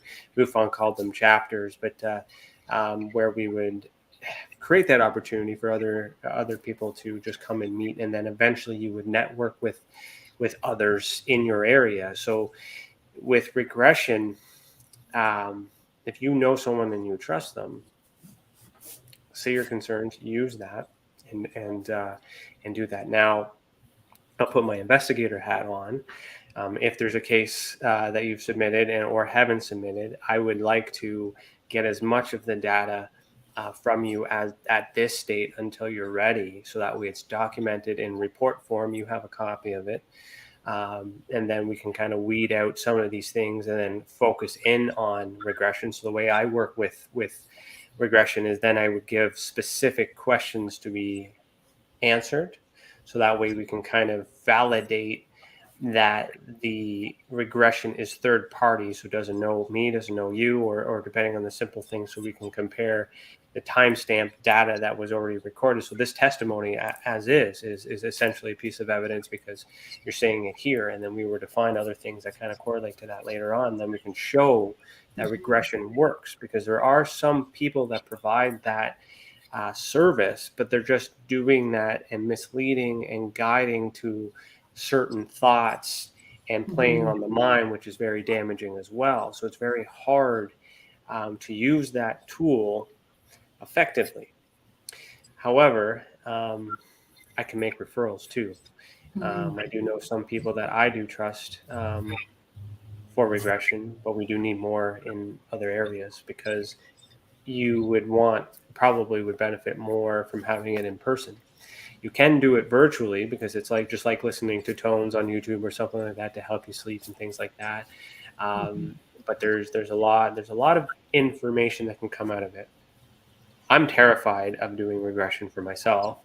I've had an experience that I'm trying to figure out, but I mean, I'm afraid that once I unlock all that, and then there's things like that. So I have those fears. So have you done any, besides talking? I'm not trying to discourage you from doing regression. If you need to do regression, do it at your own pace. I'm just saying in terms of research, right? Document everything, then do it and compare what new information comes. Get it recorded, have an audio sample, and then that way you can at least prove to yourself that you're telling the truth. Forget what other people are going to say. They're going to say what they're going to say no matter what, but at least you can show that you've learned more and build off of that. But do you do anything else to cope with this other than sharing your story here on podcasts and then meeting other people and doing things to you? How are you like as a person living with this today? Well, so over the years, I've, like I said, I tried to find the balance in life, right? So a lot of people I work with, or even some friends, don't even know about what I've been through. I'll also say this is kind of a funny thing, but I've been single for very long, and it's because I won't be with anybody else who is going to be a non-believer. Like, it's so hard to find somebody who is going to actually, put the time in to understand me and understand what I've been through. At the same time, we talked about like anything else. So my intuition has really built very strongly through Reiki. I believe that really helped me. So that really helped me with a lot of things. So I always heard people say to me, like 3 or 4 people have said to me in my life, once you let go of the fear, you'll start to really understand what's going on or what happened or why. And through Reiki, it was almost like I had lived in this fear bubble all my life, and it was just holding on to it. And as soon as I had my first session of Reiki with this woman, she told me I was led there. I totally know I was led there. I was looking for hands-on healing, and that kept popping up. This word Reiki kept popping up. And then one day I applied to a job where I was going to be a personal assistant to 4 practitioners, and one was a Reiki master. And so I took the job, and she gave me Reiki that first session. And it was almost like everything, that bubble had bursted, and I didn't have anything to hold on to anymore. That fear that I was holding on to was now gone. So I never, after that point, and after 2001, when my experience was stopped, I really felt that was the first time in my life that I actually had control over my body and my life. Because all my life I felt like I was external, like this was just a body, like they keep taking my body, they keep doing this to me. I have no control over this. And after the 2001 stuff that happened, it was the first time that I had control. They don't take me anymore. I know they do watch over me, because it seems like every time I would talk about them, there'd be a UFO sighting in the area. So it's like, don't talk about it anymore. So I scared some friends actually that came to see me in Wabasca. And this was in 2010. And they came because I lived up there for a while, 2007 to 12. That was a part of me getting over my fear as well, because my fear started there. So for me to face my fear, I went and I worked there, I lived there, and I lived alone with little kids, and I lived in no fear at all. And I think it's because of the strength that I built up with through Reiki and knowing more about universal and energy really helped me. As I mentioned before, as a kid, I used to do a lot of astral traveling. And I didn't understand why. Like I could leave my body and go travel down to my friend's house and go see what they're doing in their backyard, and then go back. But there was one experience. There's one experience that I had where I was traveling through what I thought was it was a wormhole. Maybe I explained it as a child as going through a kaleidoscope of colors, because I felt like I was going so fast through this tunnel. And I could see the tunnel walls beside me. I couldn't see anything above or below me. I was in this tunnel zooming, going so fast. And then at one point, I was now in space, and I didn't have a body. I was like one with the universe. I was the universe. I was everything and nothing at the same time. And I remember feeling that freedom, and I still want to get there, because then I get there through Reiki as well. But that feeling of being the universe, and then all of a sudden back in that tunnel again, and then all of a sudden I'm going back again, and now I'm like as tiny as a speck of sand, like one little speck of sand. I felt like I was that tiny. And then I was back in the wormhole again, then I was back in my bed. So I don't know what that message was, if that was just showing me, how powerful we are in this universe of, I am one with the universe. We all are one with the universe. Yeah. And being everything and nothing. Mm-hmm. It's interesting. The kaleidoscope thing is familiar to me. I had an experience with flow tanks. So it took me, I think, the full 2 hours before I unleashed all the stress and the thoughts and all that other stuff. And it was empty-minded for maybe 10 minutes. And then I started to see this, I would describe that as a kaleidoscope kind of effect, but I didn't know what word to put to it. So hearing you say that kind of resonates with that. And I think that was kind of the start of me, perhaps, doing that. I'm trying to explore all those elements too, as an investigator too, but to understand how to get to these places and where they all connect to, because you experiencers, this is an experience. There's got to be something, or I believe that there is something that is connected to you and other experiencers that you guys share. There's something, not just the experience, but maybe something genetically, maybe ancestry, biologically, there's like you mentioned several people being another girl, back in, beside you during some of these events. Maybe that girl is listening. Maybe we need to find other people and that have shared these experiences. So I just want to comment on how brave you are for sharing this story, despite all the things that have happened and all these people that have not believed you in the past and may not continue to believe you, but you're still so certain that this has happened to you. You're confident in it, and you're sharing it. And I hope that others who are listening to this can reach out and share notes, because if you guys work together and talk about it, maybe you can get more, as I said before, get more information and be like, it was a tunnel, and remember this, and then you guys kind of figure that out. It's like watching a movie and then you forget about it, but you've seen the movie, and then somebody brings it up and then you start remembering and things like that too. And I don't know how we can do that other than, I hope that once this circulates and everyone sees it, other people will come in and say, hey, me too. And that's how we know we're not alone. And do you think, and we kind of didn't even touch this at all, but do you think the government is involved in this, or is this completely separate? They don't have control of it. None of our business. Leave them out of it. Like, what are your thoughts on that? So I was just writing down something just as you were talking about it as well. Yeah. So my experiences have been with many different species of, okay. And I'll kind of get into that. So the first experiences that I remember was the ones that were wearing robes, but the rest of them were like grays. So the one experience when I talked about the gray shooting lasers at me, he was chasing me, and I was an adult, and I was running under a picnic table.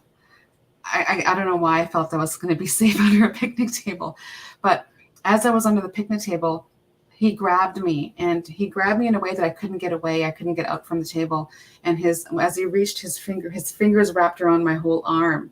And I did have a bruise on that hand afterwards, but and then those finger marks again with those. That's why I was able to realize now why all my life I had these finger marks, which I thought were fingertip marks, was because when he grabbed my arm under that picnic table, he was now face to face with me.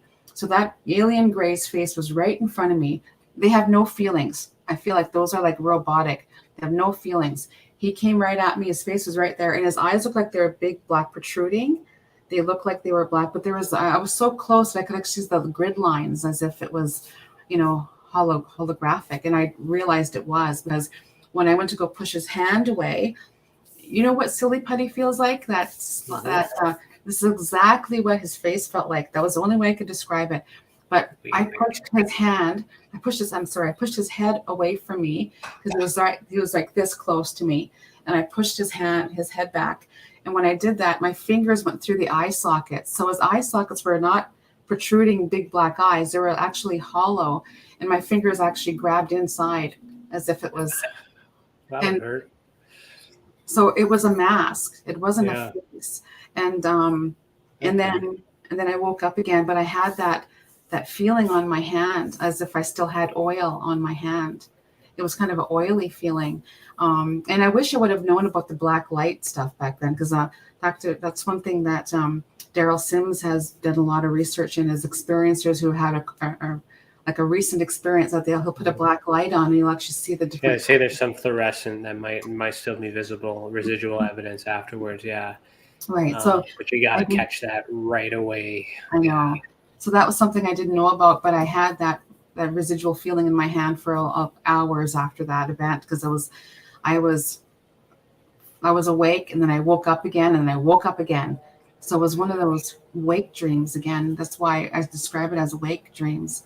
So that was the grays. And then in I kept everything by year. So in 1991, I was living in an apartment, and my ex worked out of town. So it was the first time I was going to be living home alone for a while, or be home alone.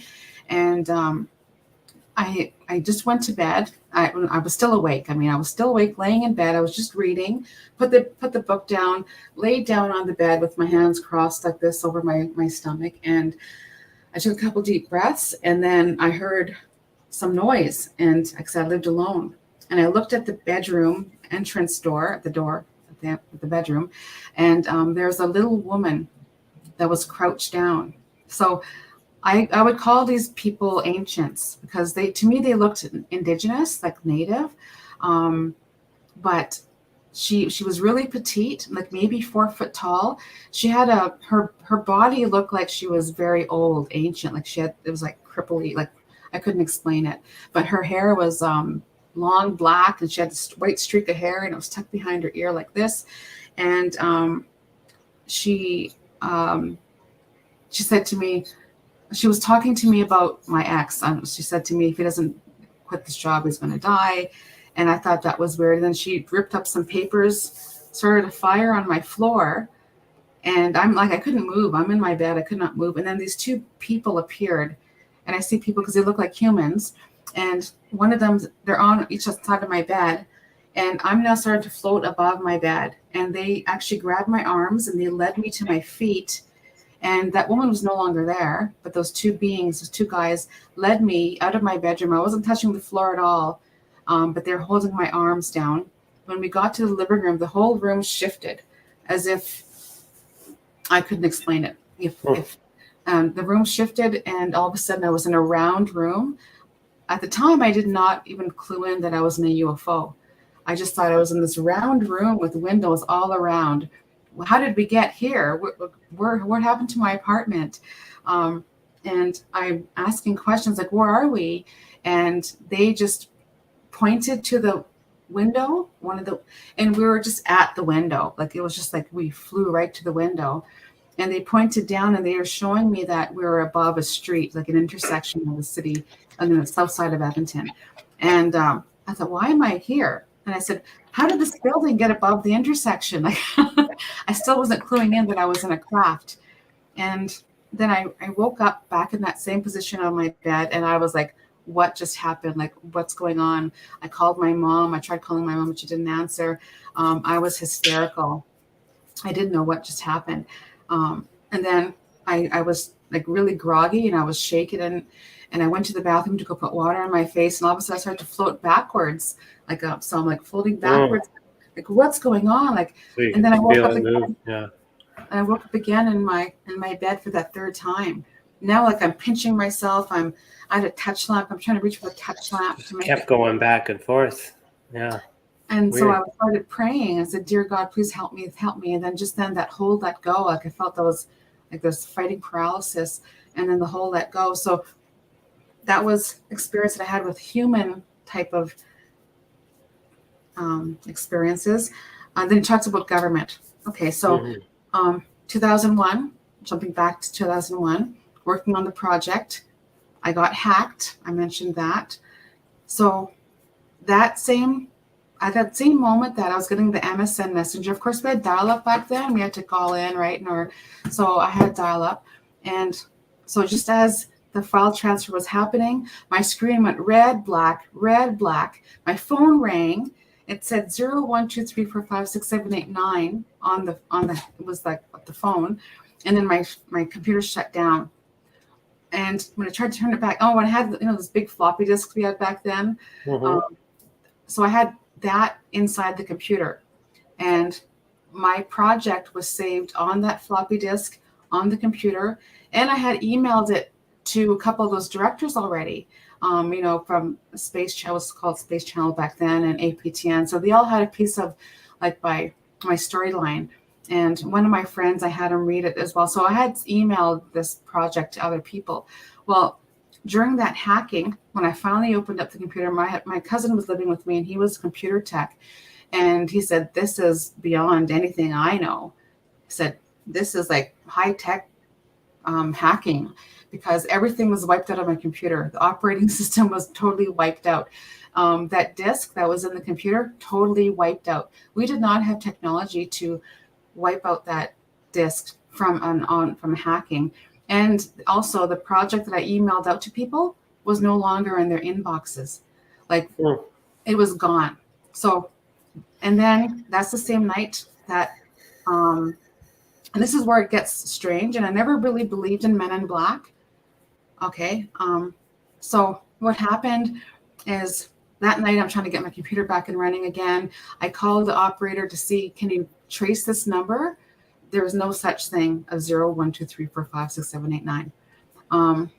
And so I was like really upset because 6 months of my work is gone down the drain. Nobody has a copy of it. and I've got these companies that are asking me for the final draft, and I'm like, I don't have one now.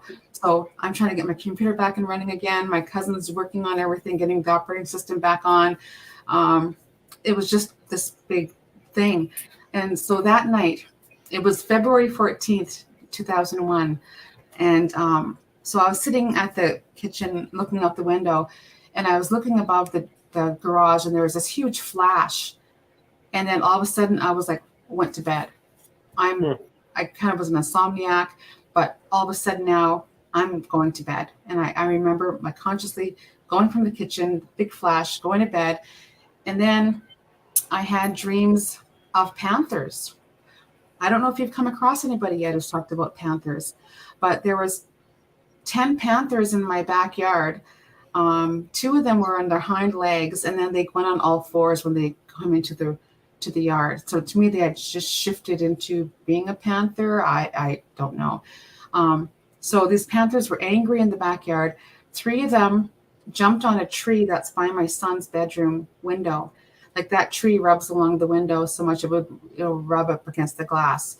But all of a sudden, after I saw those 3 panthers, I woke up to my son screaming. And he said, Mommy, 2 big black cats came through the window, and they are heavy on my legs. And they told me that they're going to take me if you don't stop what you're doing.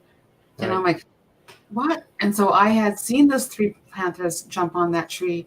And so he was able to see it too. So interesting about that too is because you were unable to conceive, and then you were able to conceive, and then you had him.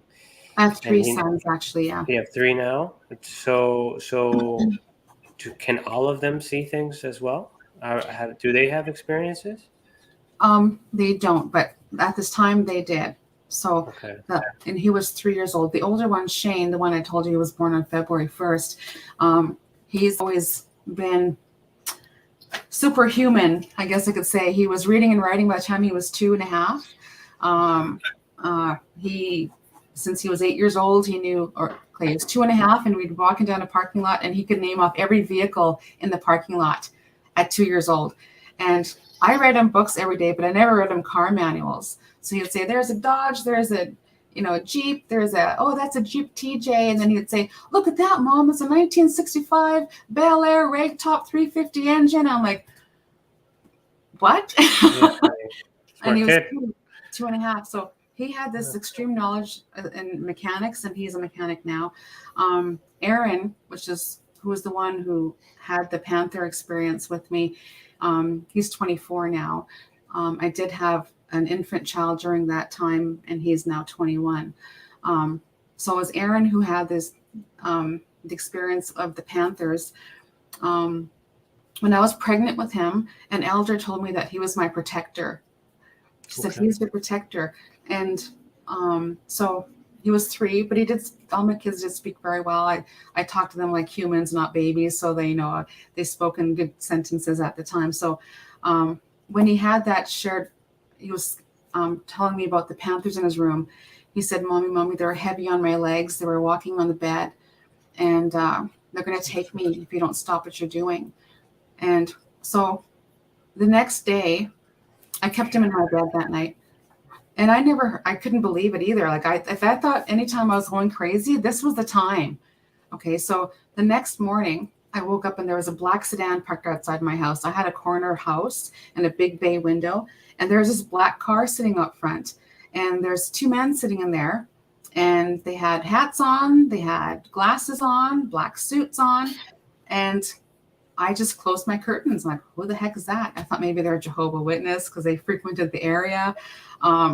Didn't put too much thought into it that first day, but they're there all day. So meanwhile, my cousin's there. He's getting everything together.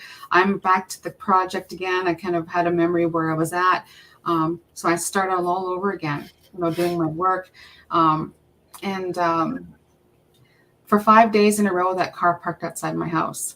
Of course, we didn't have cameras like this, right? I had a camera that I had film, and I started taking pictures of this car parked outside.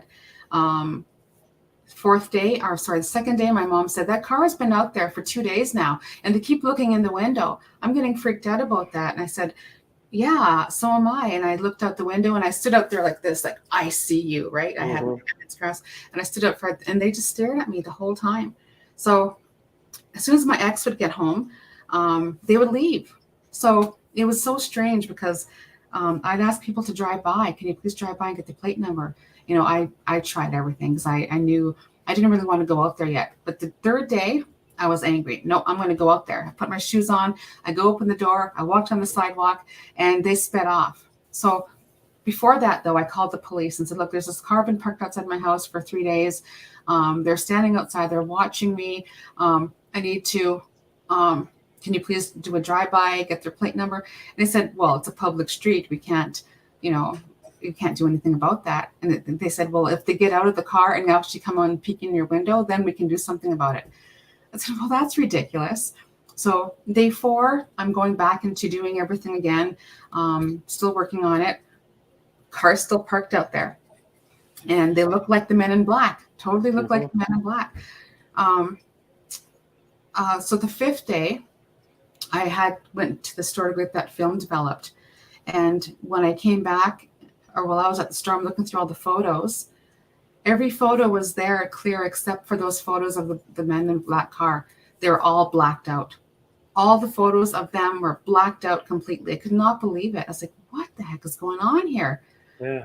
So as I'm walking home, I see the car parked outside the house. I'm going to come up behind it because I took a bus. And so now I'm going to go walk up behind it and get them. I saw them look in their side mirrors. And then as I'm approaching the house, they're driving away and I'm chasing the car. Like, I know who you are. Stay away from me and my family. And so now this is day 5. I've managed to get a lot together. I worked 18-hour days and getting all this done together. My ex was angry with me, like, you're too obsessed with this now. Like, what about the kids? And he was getting really angry with me. So that 5th day, we had the other experience, and it was the Panthers again. And so the car had left, and then the Panthers came. Yeah. And then that's when I said, okay, I'm done. I'm not going to let this happen again. And I swore and I prayed and I said, you do not have permission to take me and my family again. It ends with me. I will sacrifice my life for my family. It ends with me. Whatever contract you think we have, we no longer is there. And I kept on demanding this, and I was yelling at the ceiling. My ex thought I was crazy. And well, it worked. Well, what happened was that next morning, I was so sick. I had never been so sick in my life. I thought I was dying. I thought, like I told them, I sacrificed my life for my family. So I think they're killing me now. I think I'm dying. I couldn't even tell you which way was up. I was like up. I was walking on the wall, ceiling. I couldn't even, my eyes were going spinning around.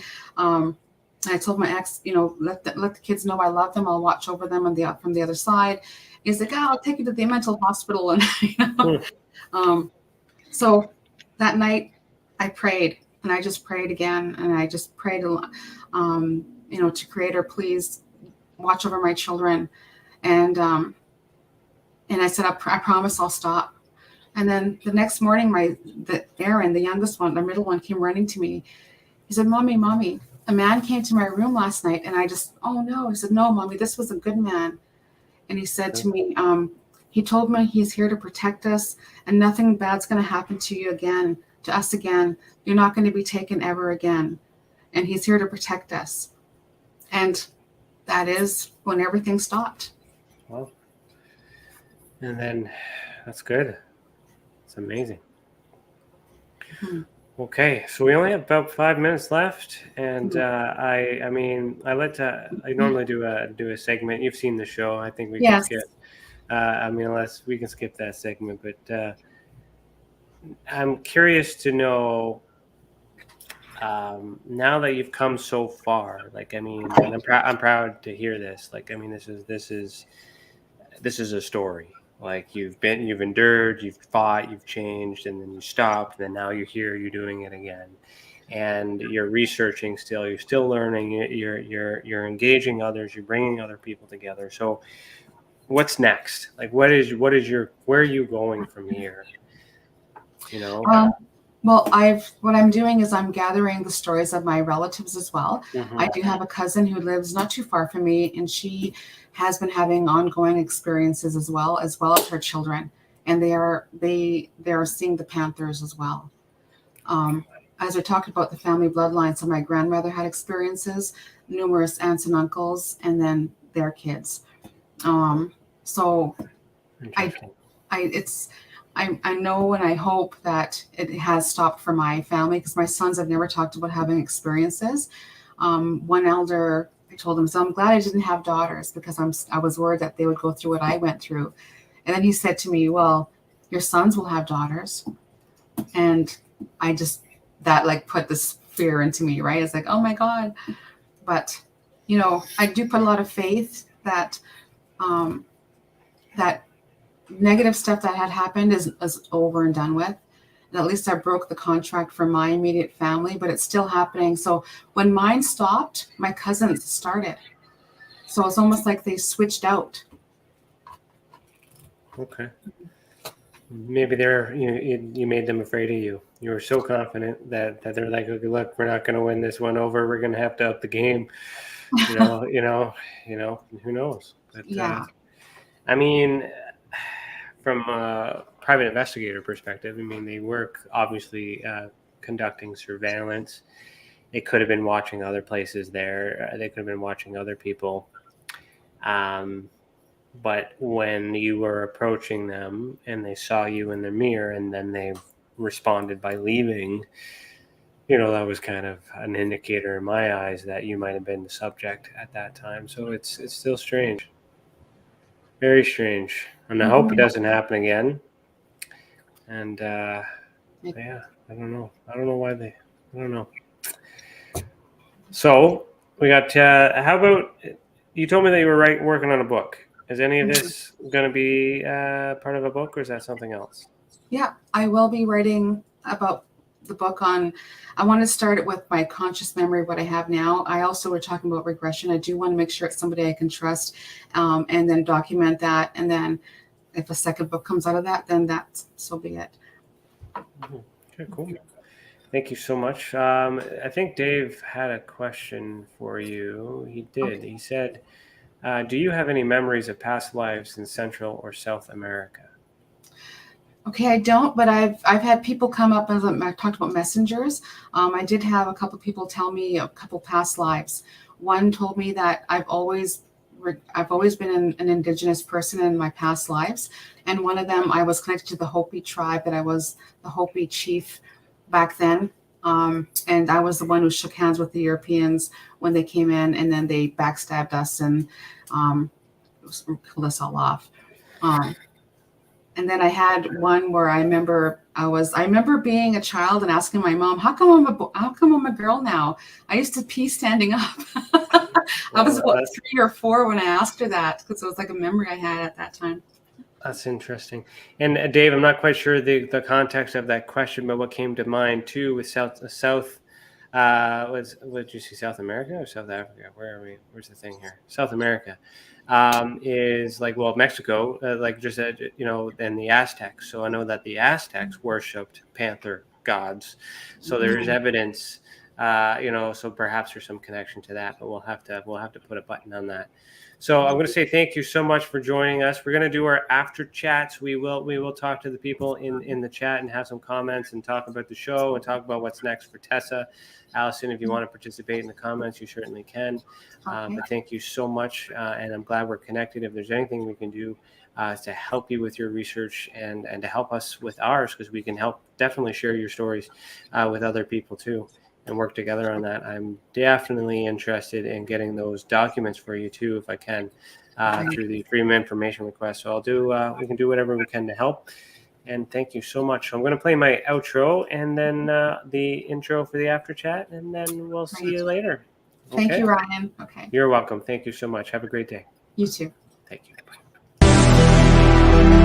That's it, everybody. That is a wrap. That is the end of it all. Thank you for joining me tonight. I look forward to seeing you back next week, where we'll continue to have this conversation deep down into the rabbit hole in which we call the ultra spectrum. Thanks for joining us. I said that already. Oh well, fuck it. Either one.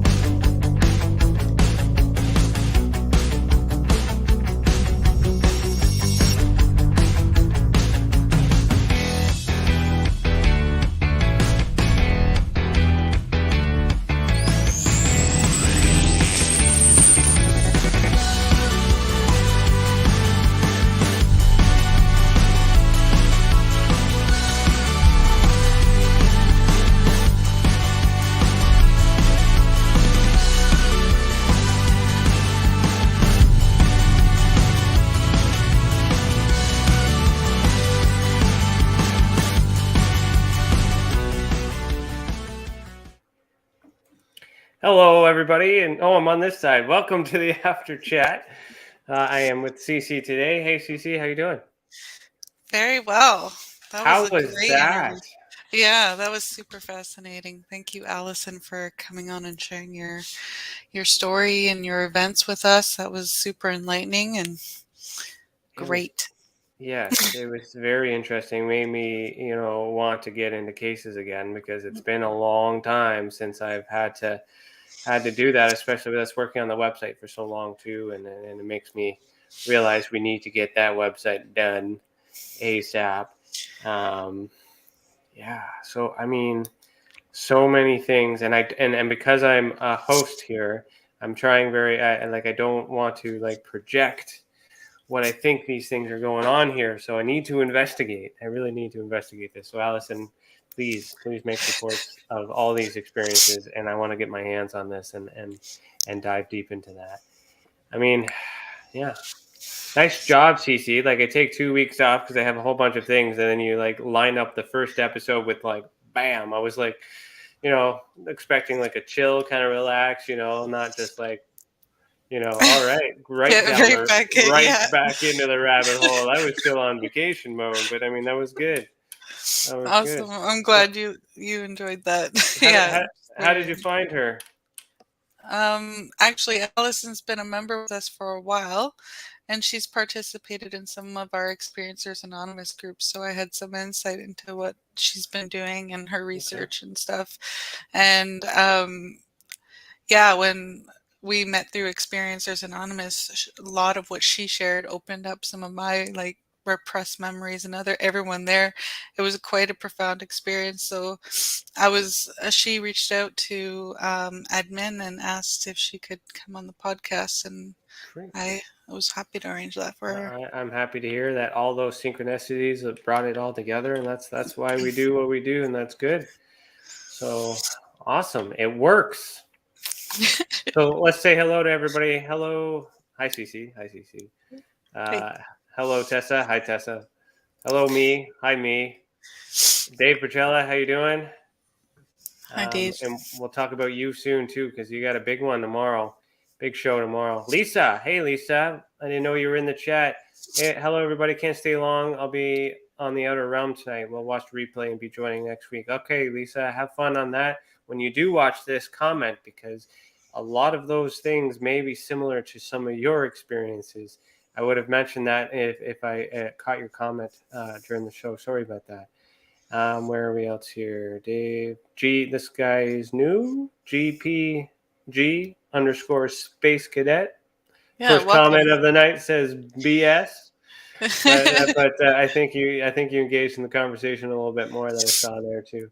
Yeah, he was referring to the when Allison was speaking about the inspector or the person, the investigator that she was working with that didn't like negative cases. Yeah, I thought that was BS too. I would agree on that. Like, I mean, the first thought in my head was like, the guy doesn't know what he's doing. I bit my tongue though when she mentioned Rudowski. How was that? You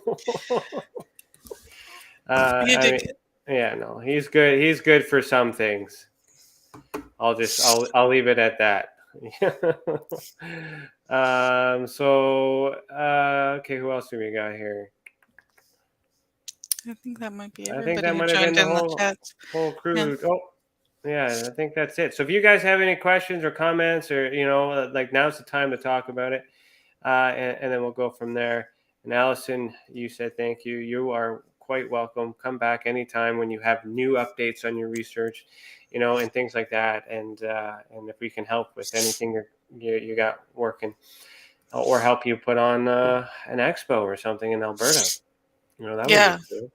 One of the things I wanted to bring up, but I couldn't really fit it in, but because I didn't want to interrupt, but I still have it.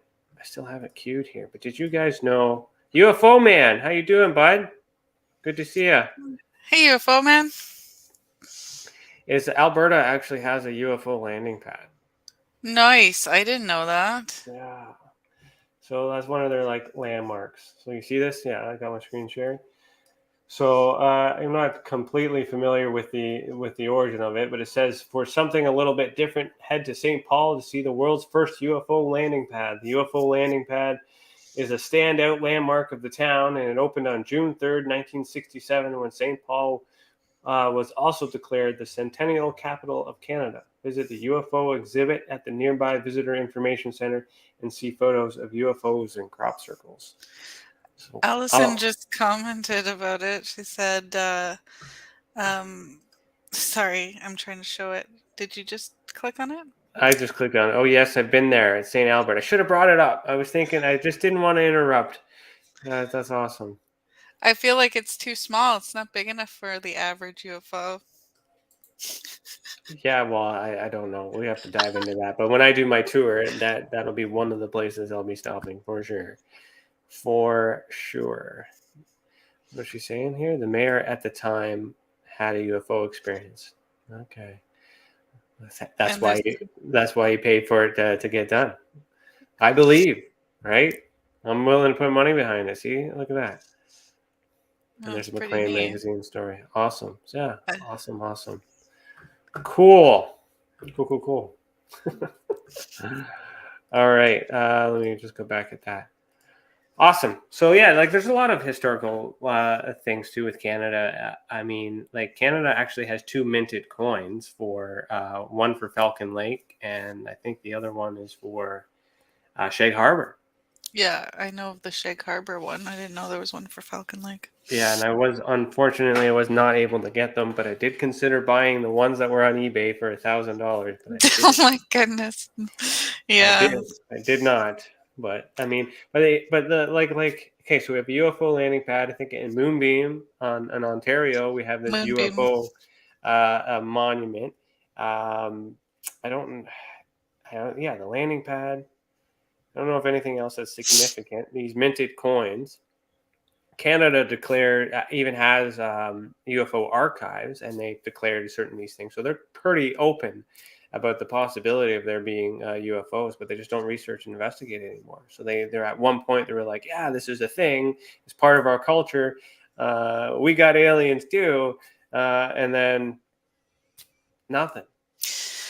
Yeah, just handed it over to the U.S. Why would we want to investigate and spend our money when they can do it for us? And whatever they find out, we'll find out. I think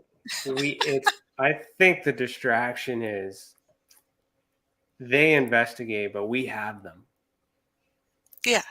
I think we are the ones that are in possession. So the focus is on United States because that's, maybe we flew one and us Canadians don't know how to drive UFOs very well and crashed it in Roswell. Who knows? and then that just kind of, okay, look, you stay on your side, we'll stay on our side, and let's never do that again. You mean when we have them, you mean our government has these Yeah, craft? we have to work together, right? Our governments work together and all these other things, different things. I mean, just with Canada being so quiet, with Canada not being so involved, and so, not really tight-lipped, but just not really like engaging in it, like kind of allowing it, but not really suppressing it. It would make sense if they just had them, and we're not looking here because no one's paying attention, which is why even people like Bertowski and Otis, or well, not Otis. Otis is fine. He's focusing on Canada, but I mean, like Dave Scott, like focusing on American stuff. Because it's easy. It's easy money. Yeah, if it was Canada, it actually would be a brilliant strategy to do what they've done. Blame Canada. Yes. Mm. Love that episode. Oh man. Okay, well, so do you want to talk about as if you had that right on your desk. I'm not that I I'm not got that a lot of Canadian. I got a lot of Canadian merch. I got my Tim Hortons cup, not sponsored. And I got this is something I keep forgetting to bring out for sorry not sorry. Nice little tissue box. Oh. Wow. Yeah, no, you won't see me waving the Canada flag too often. Maybe just for Canada Day. No. On a hoodie. Sorry, my mic got muted. Can you hear me? Yes. It looked like you were speaking, so it threw me off. Oh no, definitely wasn't. I did that thing when I hit the thing again and it screwed up my mic. Okay, so what's next for Tessa? Well, we have Dave Petrella, who's in the audience right now. He's the host for East of Astrology, and he will be having his episode tomorrow, Friday, at 8 p.m. Eastern Time, live, where he will be going over your birth chart live. You're going to learn about it for the first time. Yeah, that's right. So he sent the email. We had this little plan. I was just like, okay, you're going to email it to admin. I'm going to snag it. I'm going to download it and delete it before you could see it. so I got rid of that. But I have it, and I'll prep it tomorrow. If everything goes well, Dave, I will have your intro and outro hopefully mixed, so we can reveal that for the first time. I might not have time for you for us to do any retakes, so maybe we'll just kind of, trust me, and then I'll make you sound good, and we'll get this intro and outro out, and then we'll learn all about me and why I'm the way that I am according to the stars. Like, I mean, that'd be the most vulnerable position I've put myself. Yeah, absolutely. You might want to have that Canadian tissue box close by. You never know. Yeah. The haters are gonna hate. The haters are gonna be there and be like, "I freaking knew he was an asshole. Said it in the stars. Look at that." Who knows? Who knows? I mean, I gotta learn somehow, right? We'll figure it out. I mean, yeah. GPG Space Cadet says, "Nice to meet you all." Yeah, nice to meet you too. Thanks for engaging. Glad, welcome to the channel. Don't know how long you've been, but this is the first time I've seen you engage. But I appreciate that. Thank you so much for being here. Please come back. Yeah. Yeah, so we have that tomorrow, and on I guess the next thing that's coming up is the observation deck on Saturday. Mm-hmm. They're having a big event on April 30th, so I'll be in and out of there throughout the day. I think it's mostly in the evening, and that's like their final event, so it should be good. And you told me today that Richard Dolan's supposed to be there, so that's kind of exciting. Can you hear me? Yeah. I can't hear you for some reason. You can't hear me? I can't. Can you guys hear? Can you guys hear Chantal or Cece?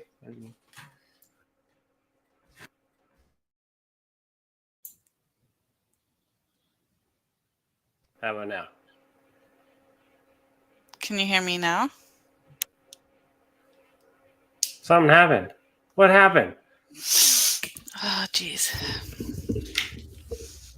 Oh, no, they can hear you. They can hear you. I can't hear you for some reason. She can hear us both. We can be heard. I just can't hear you for some reason. Oh, can you hear me now? Ryan, can you hear me now? This is so funny. Yeah, I can hear you now. The aliens disconnected you. I don't. Yeah, the aliens disconnected me. I don't know what happened there. That was so weird.